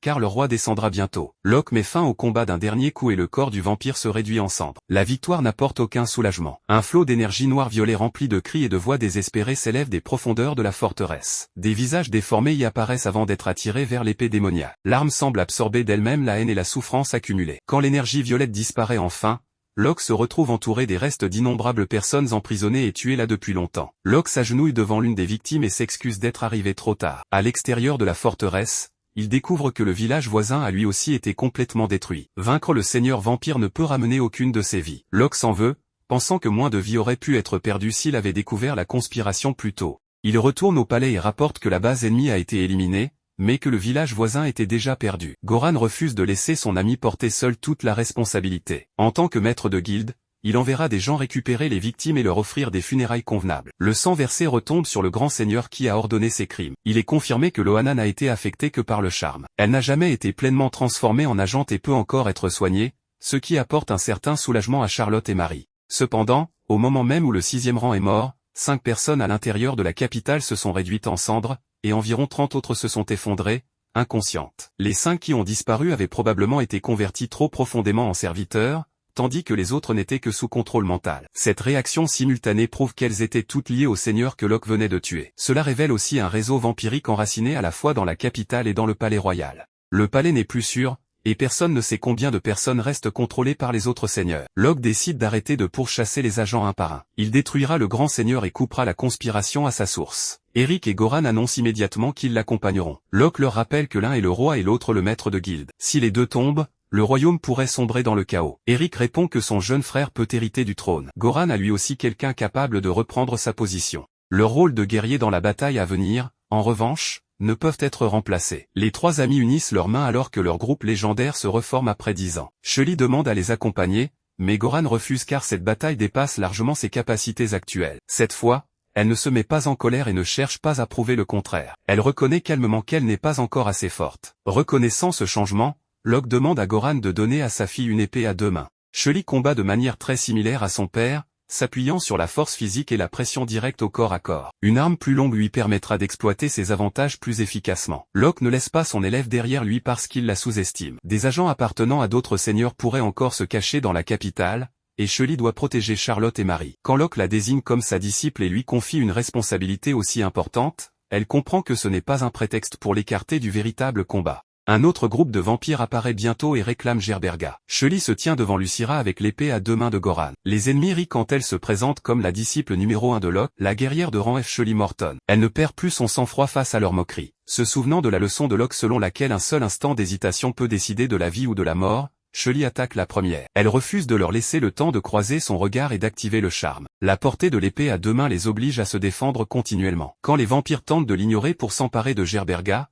Shelly appelle Lucira à la renforcer. Le voile entourant le prétendu poulet divin est retiré, révélant une image flamboyante de Gerberga au sein de leur formation. Une lumière violette jaillit des yeux de Lucira alors que son illusion se répand dans la zone. Les vampires perdent la trace de la cible réelle et de la fausse. La Gerberga à l'intérieur du palais n'est qu'un leurre. Le véritable poulet divin a voyagé avec Locke. Shelly et Lucira continuent de tenir la ligne défensive, et Shelly promet que la situation dans la capitale peut lui être confiée. Elle comprend enfin comment combattre tout en protégeant les gens derrière elle. Locke, Eric et Goran chevauchent vers les montagnes, avec la véritable Gerberga reposant dans un petit sac devant Locke. Le poulet divin pousse parfois sa tête dehors à cause de l'espace exigu. Locke ne peut que s'excuser pour l'inconfort et promettre de la garder en sécurité. Près de la cible, Shaya et plusieurs guerriers bestiaux attendent déjà. Un chef tribal rapporte que de nombreux clans ont coopéré à la recherche et ont finalement localisé la base du grand seigneur. Cependant, le nombre de vampires gardant la montagne est trop important pour que leurs forces actuelles puissent percer seules. Eric prend le commandement de l'opération. Ils attaqueront peu avant le coucher du soleil. Quand les vampires seront réveillés mais n'auront pas encore atteint leur pleine puissance nocturne,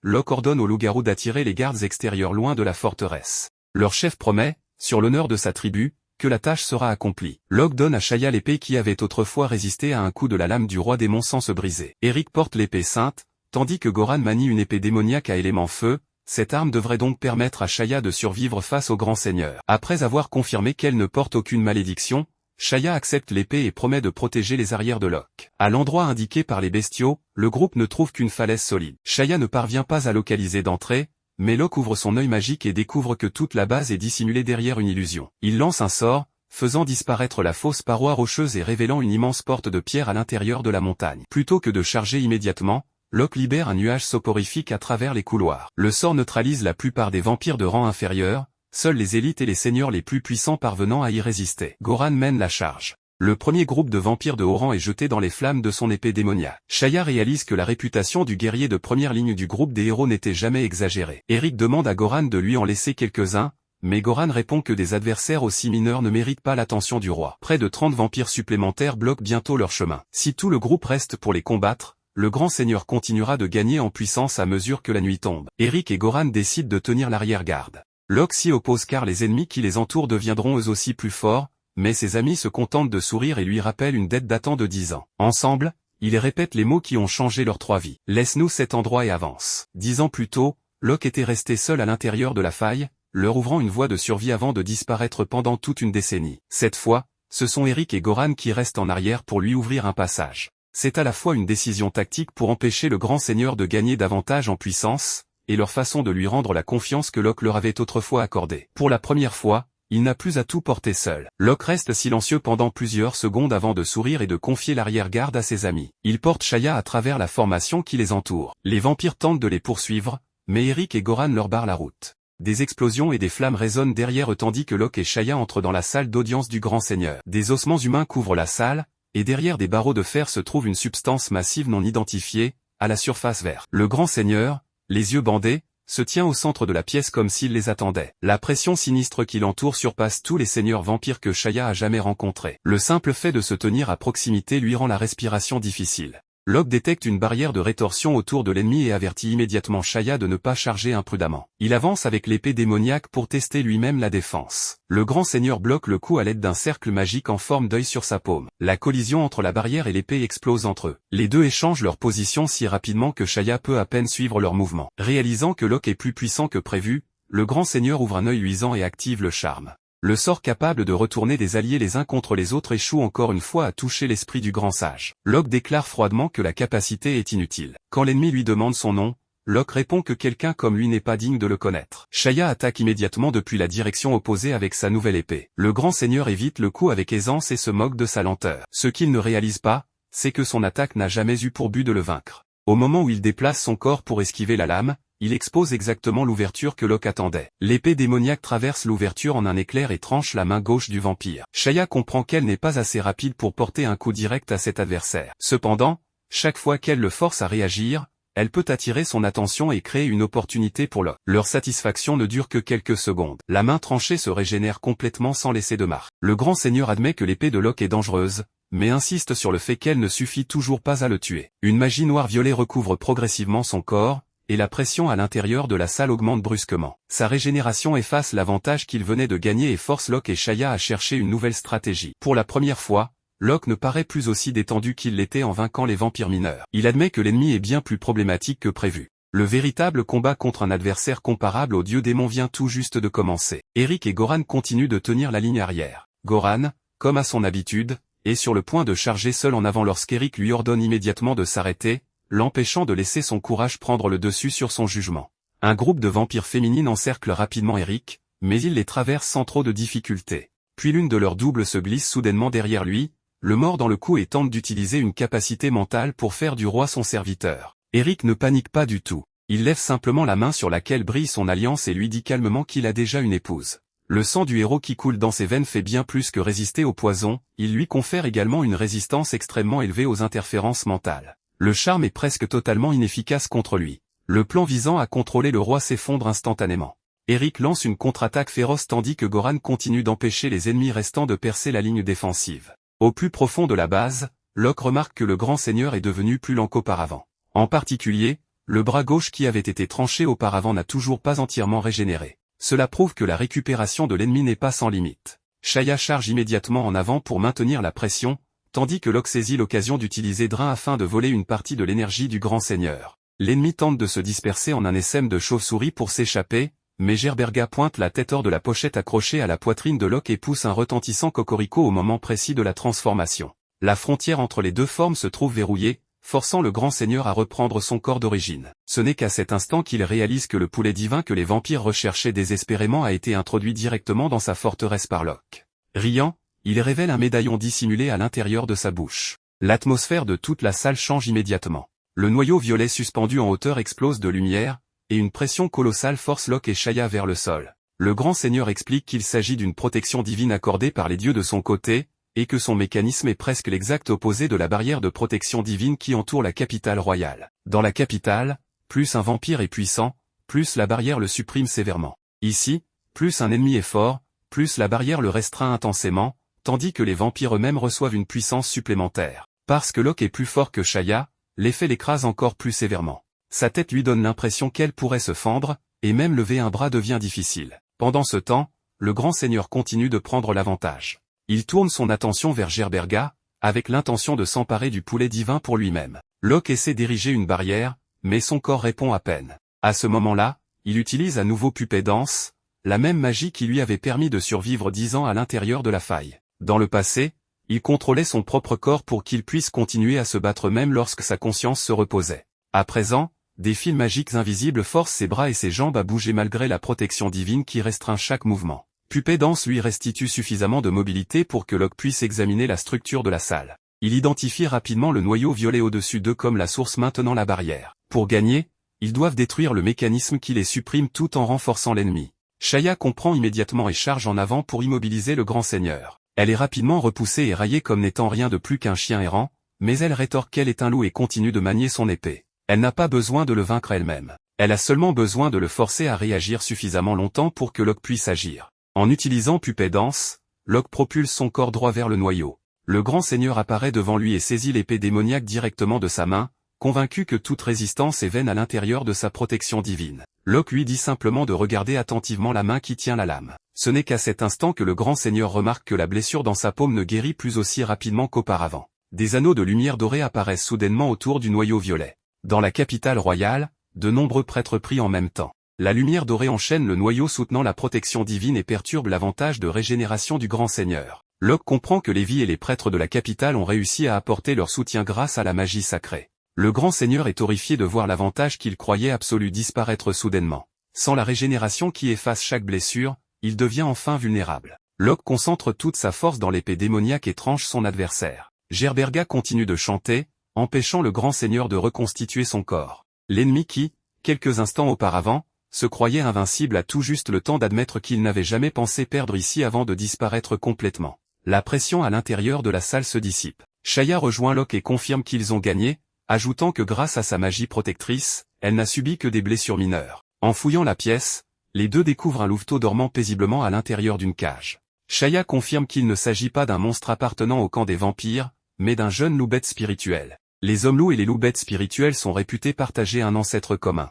La créature est intelligente et capable de comprendre le langage humain, bien que Locke continue de fixer son visage et ne puisse s'empêcher de penser qu'il a l'air plutôt niais. Après que Locke ouvre la cage, le loup se réveille et le mord immédiatement à la main par peur. Shaya le rassure rapidement en lui expliquant que l'homme devant lui est celui qui l'a sauvé et que tous les vampires à l'intérieur de la base ont déjà été éliminés. L'animal se calme peu à peu et commence à afficher un air coupable. Locke lui dit qu'il est libre et peut aller où bon lui semble. Il n'a aucune intention de le forcer à le suivre. Le jeune loup, cependant, décide manifestement que rester avec ce groupe étrange est préférable à errer seul, à condition que personne n'envisage de lui imposer un travail pénible. Locke et Shaya retrouvent ensuite Eric et Goran, qui ont également fini de nettoyer la ligne arrière. Locke demande à Eric de remercier Levi, car sa magie sacrée les a sauvés d'une défaite totale. Eric rit et dit que Levi serait probablement plus heureux si Locke la remerciait lui-même en personne. Goran plaisante immédiatement en disant que le roi sait certainement comment rester dans les bonnes grâces de son épouse.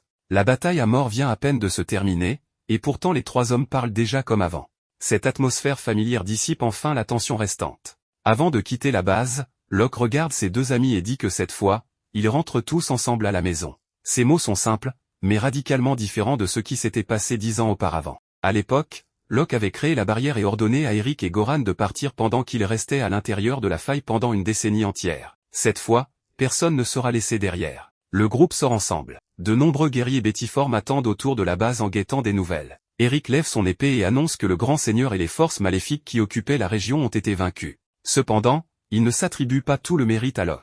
La victoire appartient à tous ceux qui ont combattu. Des acclamations éclatent immédiatement. Shaya rejoint la célébration parmi les siens, tandis que Goran passe un bras autour des épaules de Locke comme pour s'assurer que son vieil ami ne disparaît pas à nouveau pour 10 autres années. Ce moment rappelle à Locke ses années passées dans la faille. Il y a 10 ans, les ennemis étaient toujours devant lui, et derrière lui, il n'y avait que lui-même. Il avait vécu seul si longtemps qu'il avait presque oublié ce que l'on ressentait à se reposer sur quelqu'un d'autre. Cette fois, Locke réalise enfin qu'avoir des compagnons qui protègent ses arrières est bien plus chaleureux qu'il ne s'en souvenait. Sur la route du retour vers la capitale royale, le loup blanc continue de courir obstinément derrière les chevaux. Shaya explique que précisément parce que Locke lui a donné sa liberté, la créature est désormais en mesure de choisir elle-même si elle veut le suivre. Eric soupçonne également que le loup n'a peut-être plus nulle part où retourner. Locke descend de son cheval, s'approche et lui demande s'il souhaite véritablement voyager avec lui. Le loup ne s'enfuit pas. Au lieu de cela, il s'assoit tranquillement et presse volontairement sa tête contre sa main. Locke l'étreint et dit qu'à partir de maintenant, ils formeront une famille. Le loup se presse immédiatement contre lui, l'air totalement différent de la créature apeurée qui s'était réveillée dans la cage. Lorsque le groupe rentre à la capitale royale, Charlotte et Marie se précipitent dehors pour accueillir Eric. Les deux princesses sont transportées de joie que leur père soit rentré sain et sauf et expliquent que Célis et Luxira les ont très bien protégés. Un tas de pierres magiques violettes collectées sur les vampires vaincus a été entassé dans la cour. Les deux femmes rapportent qu'environ 20 ennemis ont infiltré la capitale et qu'elles ont personnellement vaincu la plupart d'entre eux. Locke examine attentivement le butin et découvre que 2 des pierres appartenaient à des vampires de haut rang. Ce n'est qu'à cet instant que Célis se souvient que quelques adversaires semblaient effectivement plus forts que les autres. Cependant, elle avait attaqué avant qu'ils puissent se renforcer, si bien qu'elle n'avait jamais remarqué de différence notable. Locke remarque négligemment qu'elle est vraiment la fille de Goran. Célis se fige un instant, tandis que Goran dit enfin ouvertement qu'en tant que père, il est sincèrement fier d'elle. Célis s'illumine immédiatement et promet de continuer à s'entraîner jusqu'à devenir une guerrière encore plus grande. Dans le passé, Goran s'opposait à ce que sa fille devienne une aventurière parce qu'il craignait que sa personnalité imprudente ne finisse par la tuer. Célis avait interprété cela comme son père refusant de reconnaître ses capacités. Elle a maintenant appris à observer le champ de bataille, à comprendre ses limites et à reconnaître que la victoire ne signifie pas toujours détruire l'ennemi. Parfois, elle signifie réussir à protéger les personnes derrière soi. La reconnaissance de Goran devient donc une récompense plus grande que n'importe quel trésor qu'elle aurait pu recevoir. Le groupe se tourne ensuite vers une question plus sérieuse. Les 2 pierres magiques de haut rang prouvent que de puissants vampires peuvent opérer à l'intérieur de la capitale royale malgré la barrière de protection divine qui couvre la ville. Cela signifie que l'ennemi a découvert soit un moyen de traverser la barrière, soit une faiblesse qui peut être exploitée. Locke soupçonne que le pouvoir du dieu des ténèbres est impliqué. Eric décide immédiatement que l'ensemble du système défensif doit être réexaminé. Locke propose d'assigner des guerriers bétiformes pour garder le palais royal, car ils possèdent une résistance extrêmement élevée au charme et sont également difficiles à transformer en serviteurs pour les vampires. Leur capacité à coopérer avec les humains a été prouvée lors du récent combat. Eric accepte de préparer une compensation et un traitement approprié pour eux, tandis que Shaya considère la protection du palais comme un grand honneur pour son peuple. À partir de ce moment, les défenses de la capitale bénéficient d'une couche supplémentaire spécifiquement adaptée à la neutralisation de l'une des capacités les plus dangereuses des vampires. Goran rappelle à tout le monde que les exploits accomplis lors de l'opération seront finalement annoncés et récompensés. Eric dit à Locke de demander ce qu'il désire, mais Locke n'a que peu d'intérêt pour l'argent ou les artefacts divins. Ce n'est que lorsqu'il regarde vers Luxira, Gerberga et le loup blanc qui le suit constamment qu'il réalise que sa famille actuelle est devenue bien plus grande qu'auparavant. La seule récompense qu'il demande est une maison. La requête surprend tout le monde, tandis que Gerberga et le loup se jettent immédiatement contre lui comme s'ils approuvaient pleinement la décision. Ailleurs dans la capitale royale, une fille aux cheveux roux enveloppée dans des vêtements dissimulants erre dans le marché. Elle fixe un étal de viande grillée sans rien acheter, puis grimpe dans un poirier et mange quelques fruits à la place. Son apparence épuisée suggère qu'elle vit ainsi depuis un bon moment. Avant qu'elle puisse se reposer, 2 hommes la repèrent dans une ruelle. Elle s'enfuit immédiatement à travers les ruelles étroites et se glisse par une petite ouverture près du sol, se cachant à l'intérieur d'un grand bâtiment. Peu de temps après, Locke et les autres arrivent devant cette même demeure. Dès qu'ils la voient, Locke pense que la maison est bien plus grande que nécessaire. Eric explique calmement que pour quelqu'un détenant le rang de grand-duc, le manoir est en réalité plutôt modeste. Il appartenait autrefois à une famille baroniale dont la lignée s'est éteinte. À l'intérieur se trouve une salle immense, de larges escaliers, une longue salle à manger et d'innombrables chambres vides. L'endroit semble certainement impressionnant, bien que chaque pièce supplémentaire représente également une autre pièce que quelqu'un devra finalement nettoyer. Luxira se porte volontaire pour s'occuper des tâches ménagères, car elle considère tout le monde comme faisant partie de la même famille. Célis revendique les tâches physiquement exigeantes parce qu'elle est la disciple de Locke, tandis que Shaya annonce également qu'elle aidera. Lors de l'attribution des chambres, Célis choisit nonchalamment une chambre pour elle-même, forçant Locke à lui demander si elle a vraiment l'intention d'emménager. Elle répond comme si la décision avait été évidente dès le début. Locke sort ensuite et demande à Goran ce qu'il pense du manoir. Le maître de la guilde convient que le bâtiment semble adapté, mais remarque rapidement que sa construction est inhabituellement fortifiée pour l'ancienne demeure d'un baron. En particulier, la tour rattachée au bâtiment ressemble davantage à un poste de guet qu'à un espace de vie normal. Entendre cela décide immédiatement Locke que la tour deviendra sa chambre. Dehors, le loup blanc court joyeusement dans l'immense jardin. Locke révèle ensuite qu'il a donné un nom à l'animal, Garve. La nouvelle maison abrite désormais Gerberga, Garve et un nombre croissant de personnes qui ressemblent de plus en plus à une famille plutôt qu'à des compagnons temporaires. La nuit tombe, et tout le monde s'endort progressivement. Célis partage une chambre avec Shaya, tandis que Locke dort sur un canapé ailleurs. Après avoir vaincu le grand seigneur et emménagé dans une nouvelle maison, il suppose qu'il peut enfin profiter d'une nuit paisible. Au lieu de cela, Luxira apparaît soudainement, portant Gerberga, et le réveille. Elle explique qu'en allant aux toilettes, elle a entendu un bruit étrange provenant de quelque part sous le manoir. Cela ressemblait à une personne souffrant de douleur et d'une soif extrême. Locke devient immédiatement pleinement alerte et suit Luxira dans le sous-sol. Le couloir en dessous est sombre et silencieux, totalement différent de l'atmosphère animée qui avait rempli le manoir plus tôt. Plus ils avancent en profondeur, plus les gémissements deviennent distincts. Finalement, ils s'arrêtent devant une porte en bois fermée. Une voix faible s'élève de l'autre côté, se plaignant à répétition de douleur et de soif, tout en suppliant quelqu'un d'aider. Dès la première nuit dans la maison que Locke avait demandé comme foyer pour sa nouvelle famille, le manoir a déjà révélé un secret caché qui attend derrière la prochaine porte.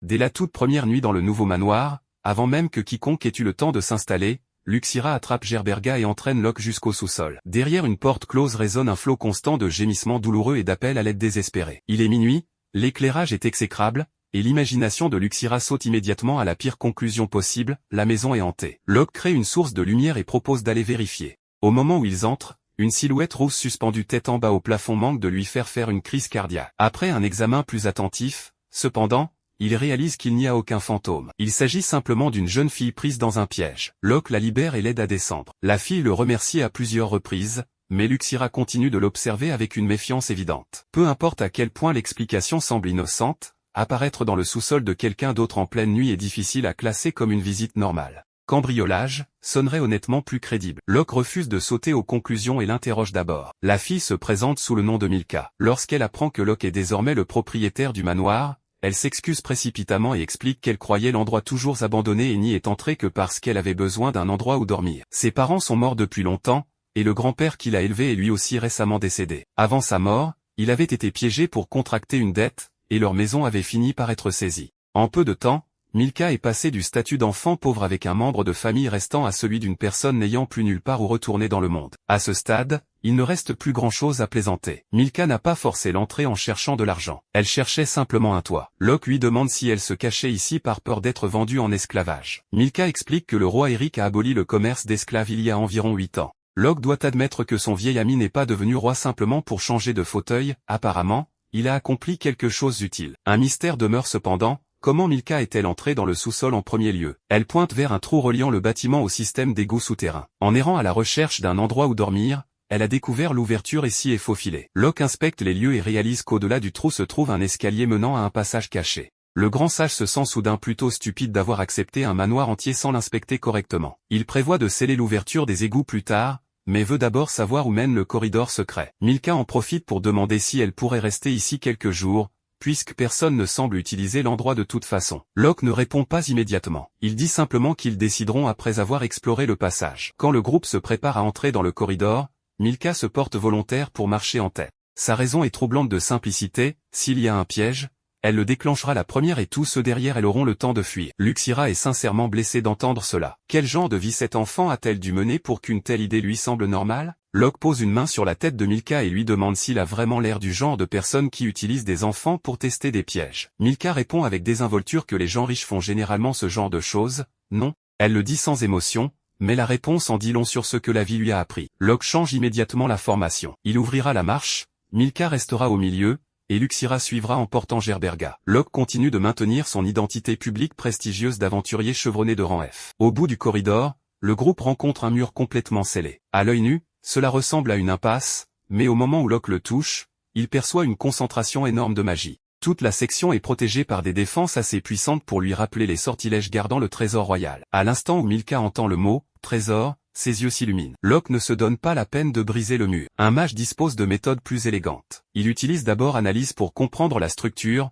retrace ensuite chaque couche du système de verrouillage, puis applique finalement dissipation magique. Une formation magique après l'autre apparaît et disparaît. Luxira observe depuis le côté pendant que Locke démantèle une sécurité comparable à celle du palais royal aussi tranquillement que quelqu'un ouvrant une valise récalcitrant. Quand le dernier saut s'évanouit, le mur s'ouvre et la lumière s'engouffre. Malheureusement pour Milka, il n'y a aucune montagne d'or les attendant de l'autre côté. Il se retrouve plutôt à regarder à l'intérieur d'une pièce élégante. Locke sent immédiatement que quelque chose ne va pas et dit à tout le monde de se cacher. La porte s'ouvre soudainement, et la personne qui entre n'est autre qu'Eric. Le roi a entendu des bruits suspects et est venu enquêter. Locke sort tranquillement et salue son vieil ami, tandis qu'Eric est naturellement choqué de découvrir Locke rampant dans le palais royal par un trou en pleine nuit. Après avoir entendu l'explication, Eric confirme que le palais possède effectivement un tunnel secret. 2 rois auparavant, le monarque avait eu une liaison avec la veuve d'un baron. Le manoir que Locke possède désormais avait été préparé spécialement pour elle, tandis que le passage souterrain servait de route privée entre les 2 résidences. La baronne avait eu un fils avec son défunt mari,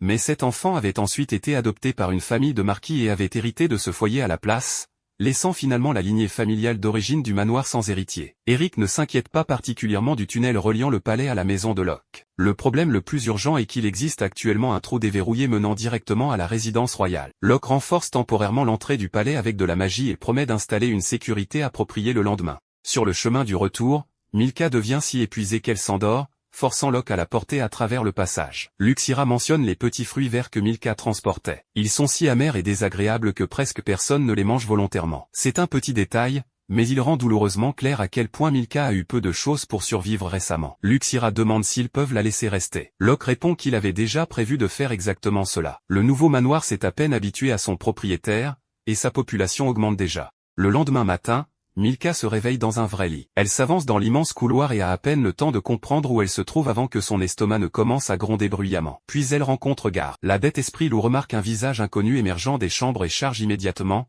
clouant Milka au sol. La fille devient blême de terreur. Hier, elle s'inquiétait de trouver un dîner, ce matin, elle pense brièvement être devenue le petit déjeuner. Heureusement, Locke arrive à temps et ordonne à Garve de la relâcher. Il tapote même la tête du loup et le félicite d'avoir bien fait son travail. Le cri de Milka fait accourir Célis, Shaya et Luxira dans le couloir. Locke présente Milka et annonce à tout le monde qu'elle peut vivre ici désormais si elle le souhaite. Milka a du mal à croire ce qu'elle entend. Locke lui confie même la responsabilité du ménage et des tâches domestiques, lui disant de demander à Luxira chaque fois qu'elle ne sait pas comment quelque chose fonctionne. Milka accepte immédiatement. Pour elle, c'est plus qu'un emploi. C'est un endroit où elle peut enfin revenir. Luxira déclare joyeusement que la famille a gagné un nouveau membre. Le petit déjeuner ressemble à un banquet pour Milka. Elle mange avec bonheur tout ce qu'on place devant elle, pendant que Célis continue d'ajouter plus de nourriture dans son assiette. Alors que la nouvelle venue du foyer se concentre sur le remplissage de son estomac, Goran arrive pour discuter du tunnel secret. Locke prévoit de renforcer tout le trajet, de sceller le mur endommagé le reliant aux égouts, et d'installer une porte verrouillée à l'entrée du palais afin que seules les personnes autorisées puissent l'utiliser.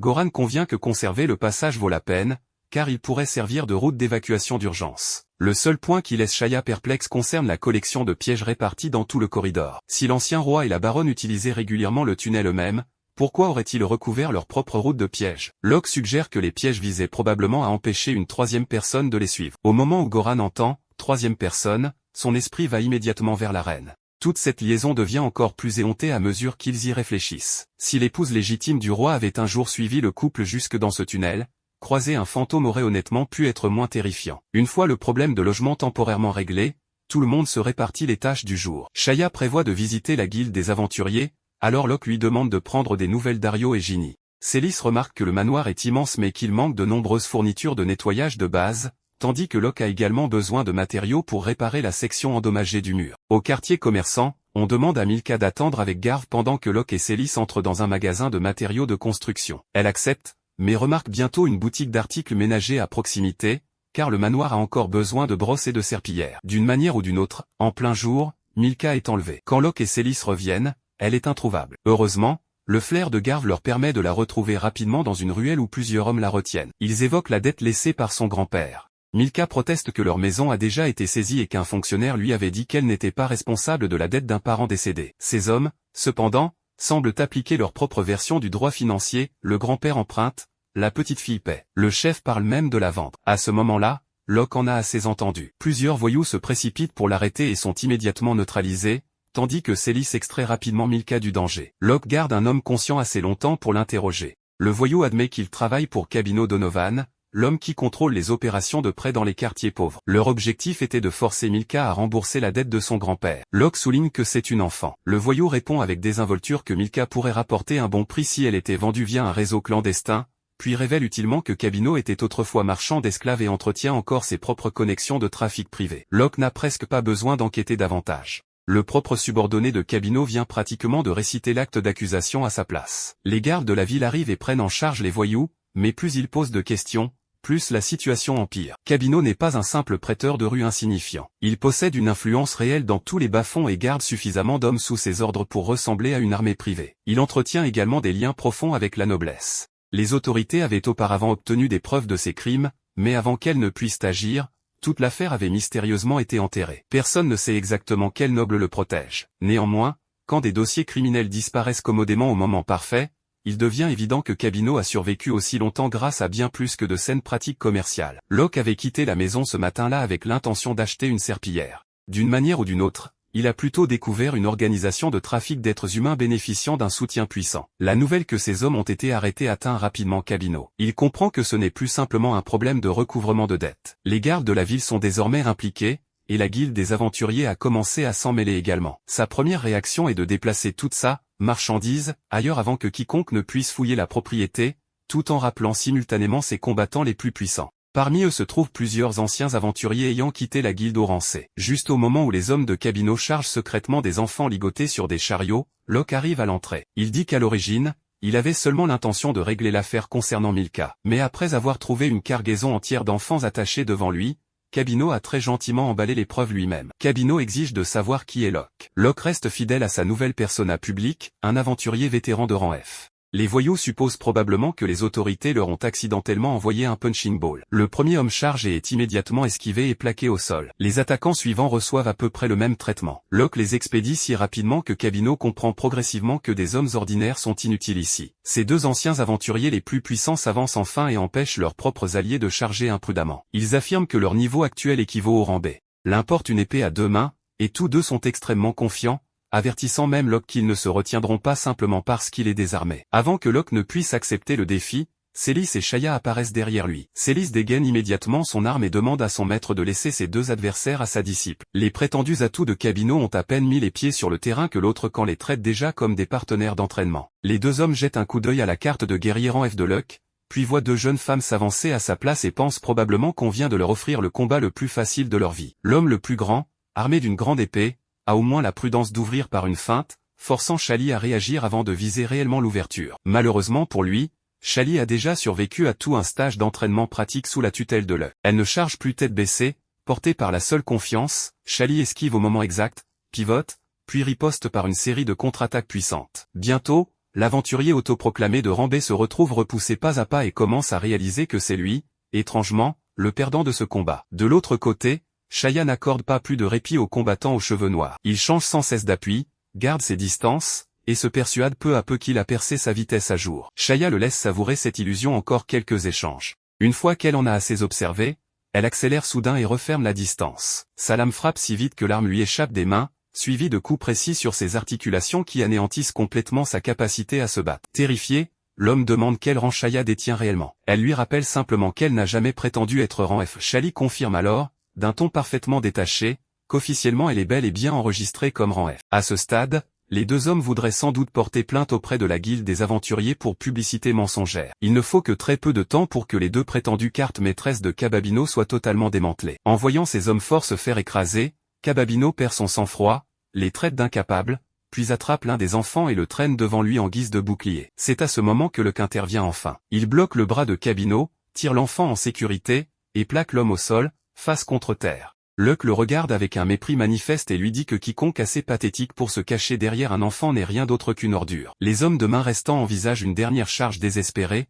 mais Garve s'avance. Un simple grognement du loup-esprit suffit à faire tomber toutes les armes du groupe. Même cloué au sol par Locke, Cababino refuse de se taire. Il hurle qu'il règne pratiquement sur ce quartier et qu'il a des gens puissants derrière lui. Locke ne prend même pas la peine de discuter, l'un de ses amis les plus proches est littéralement le roi, et il n'a jamais ressenti le besoin de s'en vanter. Cabino pourra garder son numéro d'homme fort pour les autorités, une fois assis dans une cellule. Quand les gardes arrivent enfin, Milka se détend visiblement en confirmant que tout le monde est sain et sauf. Locke, lui, reste fidèle à sa couverture, il explique aux officiers que le mérite revient à Shally et Shaya, et que lui n'est qu'un guerrier de rang F qui se trouvait par hasard dans les environs et a donné un petit coup de main. Pendant que tout le monde s'occupe des enfants sauvés, une chauve-souris observe discrètement depuis un coin caché. La fouille de la résidence de Cabino met rapidement au jour des piles de documents, des biens, et des preuves de ses crimes de quoi, à elle seule, l'envoyer en prison pour des années. Mais Garv détecte soudain l'odeur d'un coffre dissimulé avec un soin extrême. Le loup refuse de quitter la zone, tournant autour sans relâche,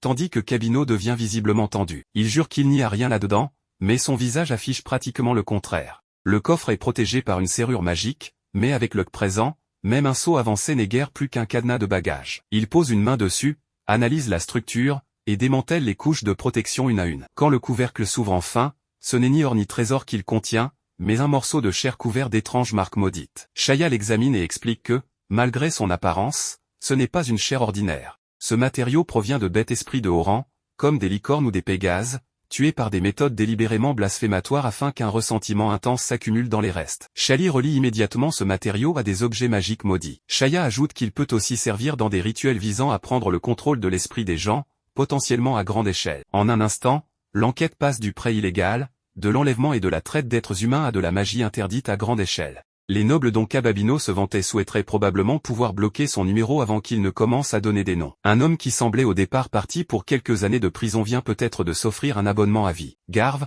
en revanche, n'a strictement aucun intérêt pour les rituels ou les malédictions. Il se contente de fixer le morceau de chair suspect en bavant. Luck doit sceller rapidement la preuve avant que son propre compagnon ne dévore accidentellement une partie du dossier criminel. Cabino et ses hommes finissent par être emmenés, mais Luck ne se sent pas soulagé pour autant. Un simple usurier solitaire opérant dans un quartier pauvre, en possession d'un matériau destiné à un rituel magique à grande échelle, c'est bien trop suspect pour être ignoré. Luck commence à soupçonner que quelqu'un d'autre tire les ficelles en coulisses. Peu après, la même chauve-souris qui les observait quitte discrètement les lieux. La scène bascule alors sur un homme au teint pâle, le visage couvert de cicatrices suturées. Au fond d'un espace souterrain obscur, d'innombrables yeux rouges s'ouvrent simultanément dans les ténèbres, signe clair que quelque chose de bien plus dangereux se prépare à agir. De retour au manoir, Lushira attendait anxieusement, tout le monde ayant mis tant de temps à revenir. Dès que Shally rentre, elle se montre soudain étrangement enthousiaste à l'idée d'aider au ménage, ce qui laisse Milka perplexe, les tâches ménagères étant normalement la responsabilité que la jeune fille s'est elle-même attribuée.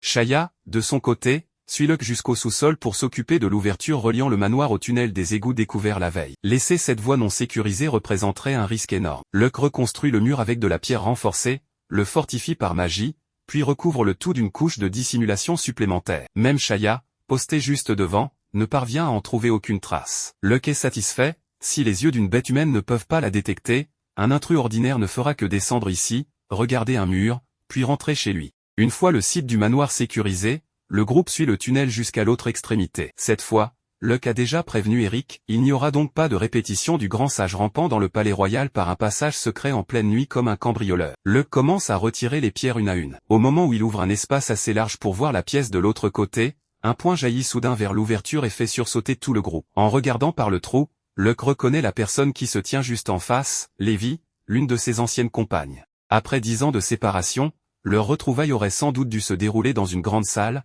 ou dans un cadre plus digne de l'occasion. Au lieu de cela, Luck et Lévi se retrouvent à se dévisager à travers un trou qu'il vient de creuser dans un mur. Luck présente Lévi comme la soigneuse de son ancienne équipe, et aussi comme l'épouse d'Eric. Dès que Lushira et Shaya réalisent qu'elles se tiennent devant la reine, elles s'inclinent aussitôt. Lévi se plaint que c'est exactement ce qu'elle déteste quand les gens découvrent son identité et tout le monde se met immédiatement à prendre ses distances. Elle a déjà entendu parler de Shaya, Lushira, Gerberga et Garv, et les remercie personnellement d'avoir aidé Luck. Quand elle se retourne vers son vieil ami, en revanche, Lévi lui parle avec la même simplicité qu'il y a 10 ans. Elle le regarde et remarque qu'il n'a pas beaucoup changé et s'il y a une différence, il paraît même un peu plus jeune. Eric arrive peu après. Leur tâche immédiate consiste à transformer le passage secret en un point d'accès contrôlé. Luck installe une véritable porte en mithril à l'extrémité côté palais. Eric, Lévi et leurs 2 filles, Charlotte et Marie, posent chacun une main sur le cercle magique pour enregistrer leur autorisation d'accès. Toute personne en dehors de ces 4 utilisateurs autorisés ne peut pas l'ouvrir librement. La porte comporte en outre 8 couches de verrous magiques et 2 codes cachés que des magiciens ordinaires ne peuvent même pas percevoir.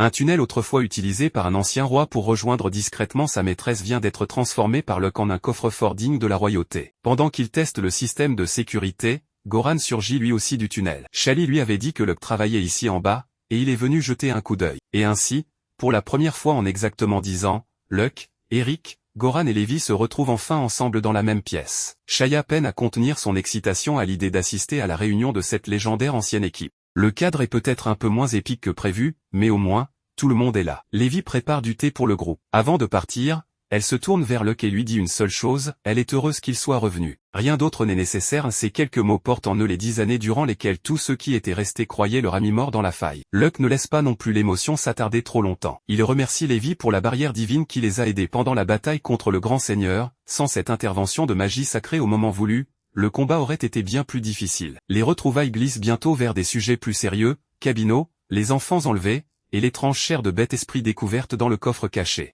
Goran pose le premier la question évidente, comment un simple usurier solitaire d'un quartier pauvre a-t-il pu se procurer un matériau aussi dangereux? Eric partage alors des informations classifiées récemment rassemblées par les magiciens et alchimistes du palais. Les vampires de haut rang qui s'étaient infiltrés dans le palais royal portaient des dispositifs magiques capables de neutraliser la barrière divine, aux propriétés très proches de celles utilisées lors de la bataille contre le grand seigneur. Si ces dispositifs ne sont pas uniques, une possibilité fort déplaisante se dessine, des vampires de haut rang, voire de rang seigneur, auraient peut-être trouvé un moyen d'entrer dans la capitale royale sans que leur puissance ne soit neutralisée par le système défensif de la ville. Eric ne prétend pas qu'un vampire seigneur se trouve certainement dans la capitale pour l'instant, ce n'est qu'une possibilité qu'il faut vérifier. Mais si leur barrière défensive la plus importante n'est plus absolue, personne ne peut se permettre d'ignorer le risque. Le groupe relie alors cette information à la chair de bête esprit. Si ce matériau a été préparé pour un rituel à grande échelle, peut-être même lié à l'invocation d'un dieu démon, alors les enfants enlevés par Cababino n'étaient peut-être pas destinés uniquement à la vente, ils auraient pu aussi servir de sacrifice potentiel. Eric explique qu'un rituel majeur mené à l'intérieur de la capitale royale nécessiterait quelqu'un d'assez puissant pour dissimuler les matériaux,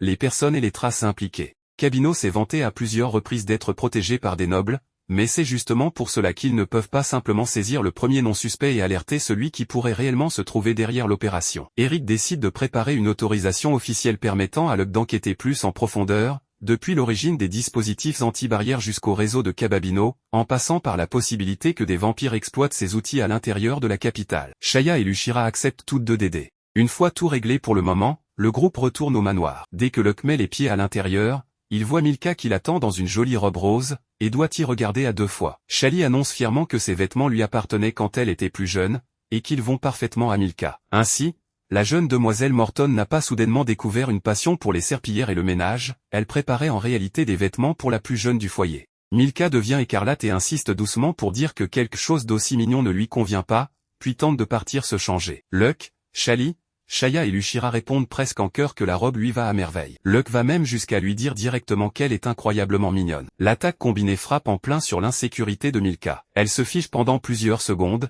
devient si gênée que la seule échappatoire qu'elle trouve est de chercher encore plus de travail à faire, et disparaît rapidement. Le manoir que Luck avait demandé comme récompense est devenu quelque chose de complètement différent de ce qu'il était le premier jour. À l'intérieur de cette maison, il retrouve peu à peu la seule chose qui lui manquait après 10 ans passés seul dans la faille, non pas du mana, non pas des titres, mais une famille qui ne cesse de s'agrandir. Et peut-être justement parce qu'il a enfin quelque chose, juste devant lui, qui vaut la peine d'être protégé, Luck a encore moins l'intention de laisser quiconque transformer la capitale royale en enfer.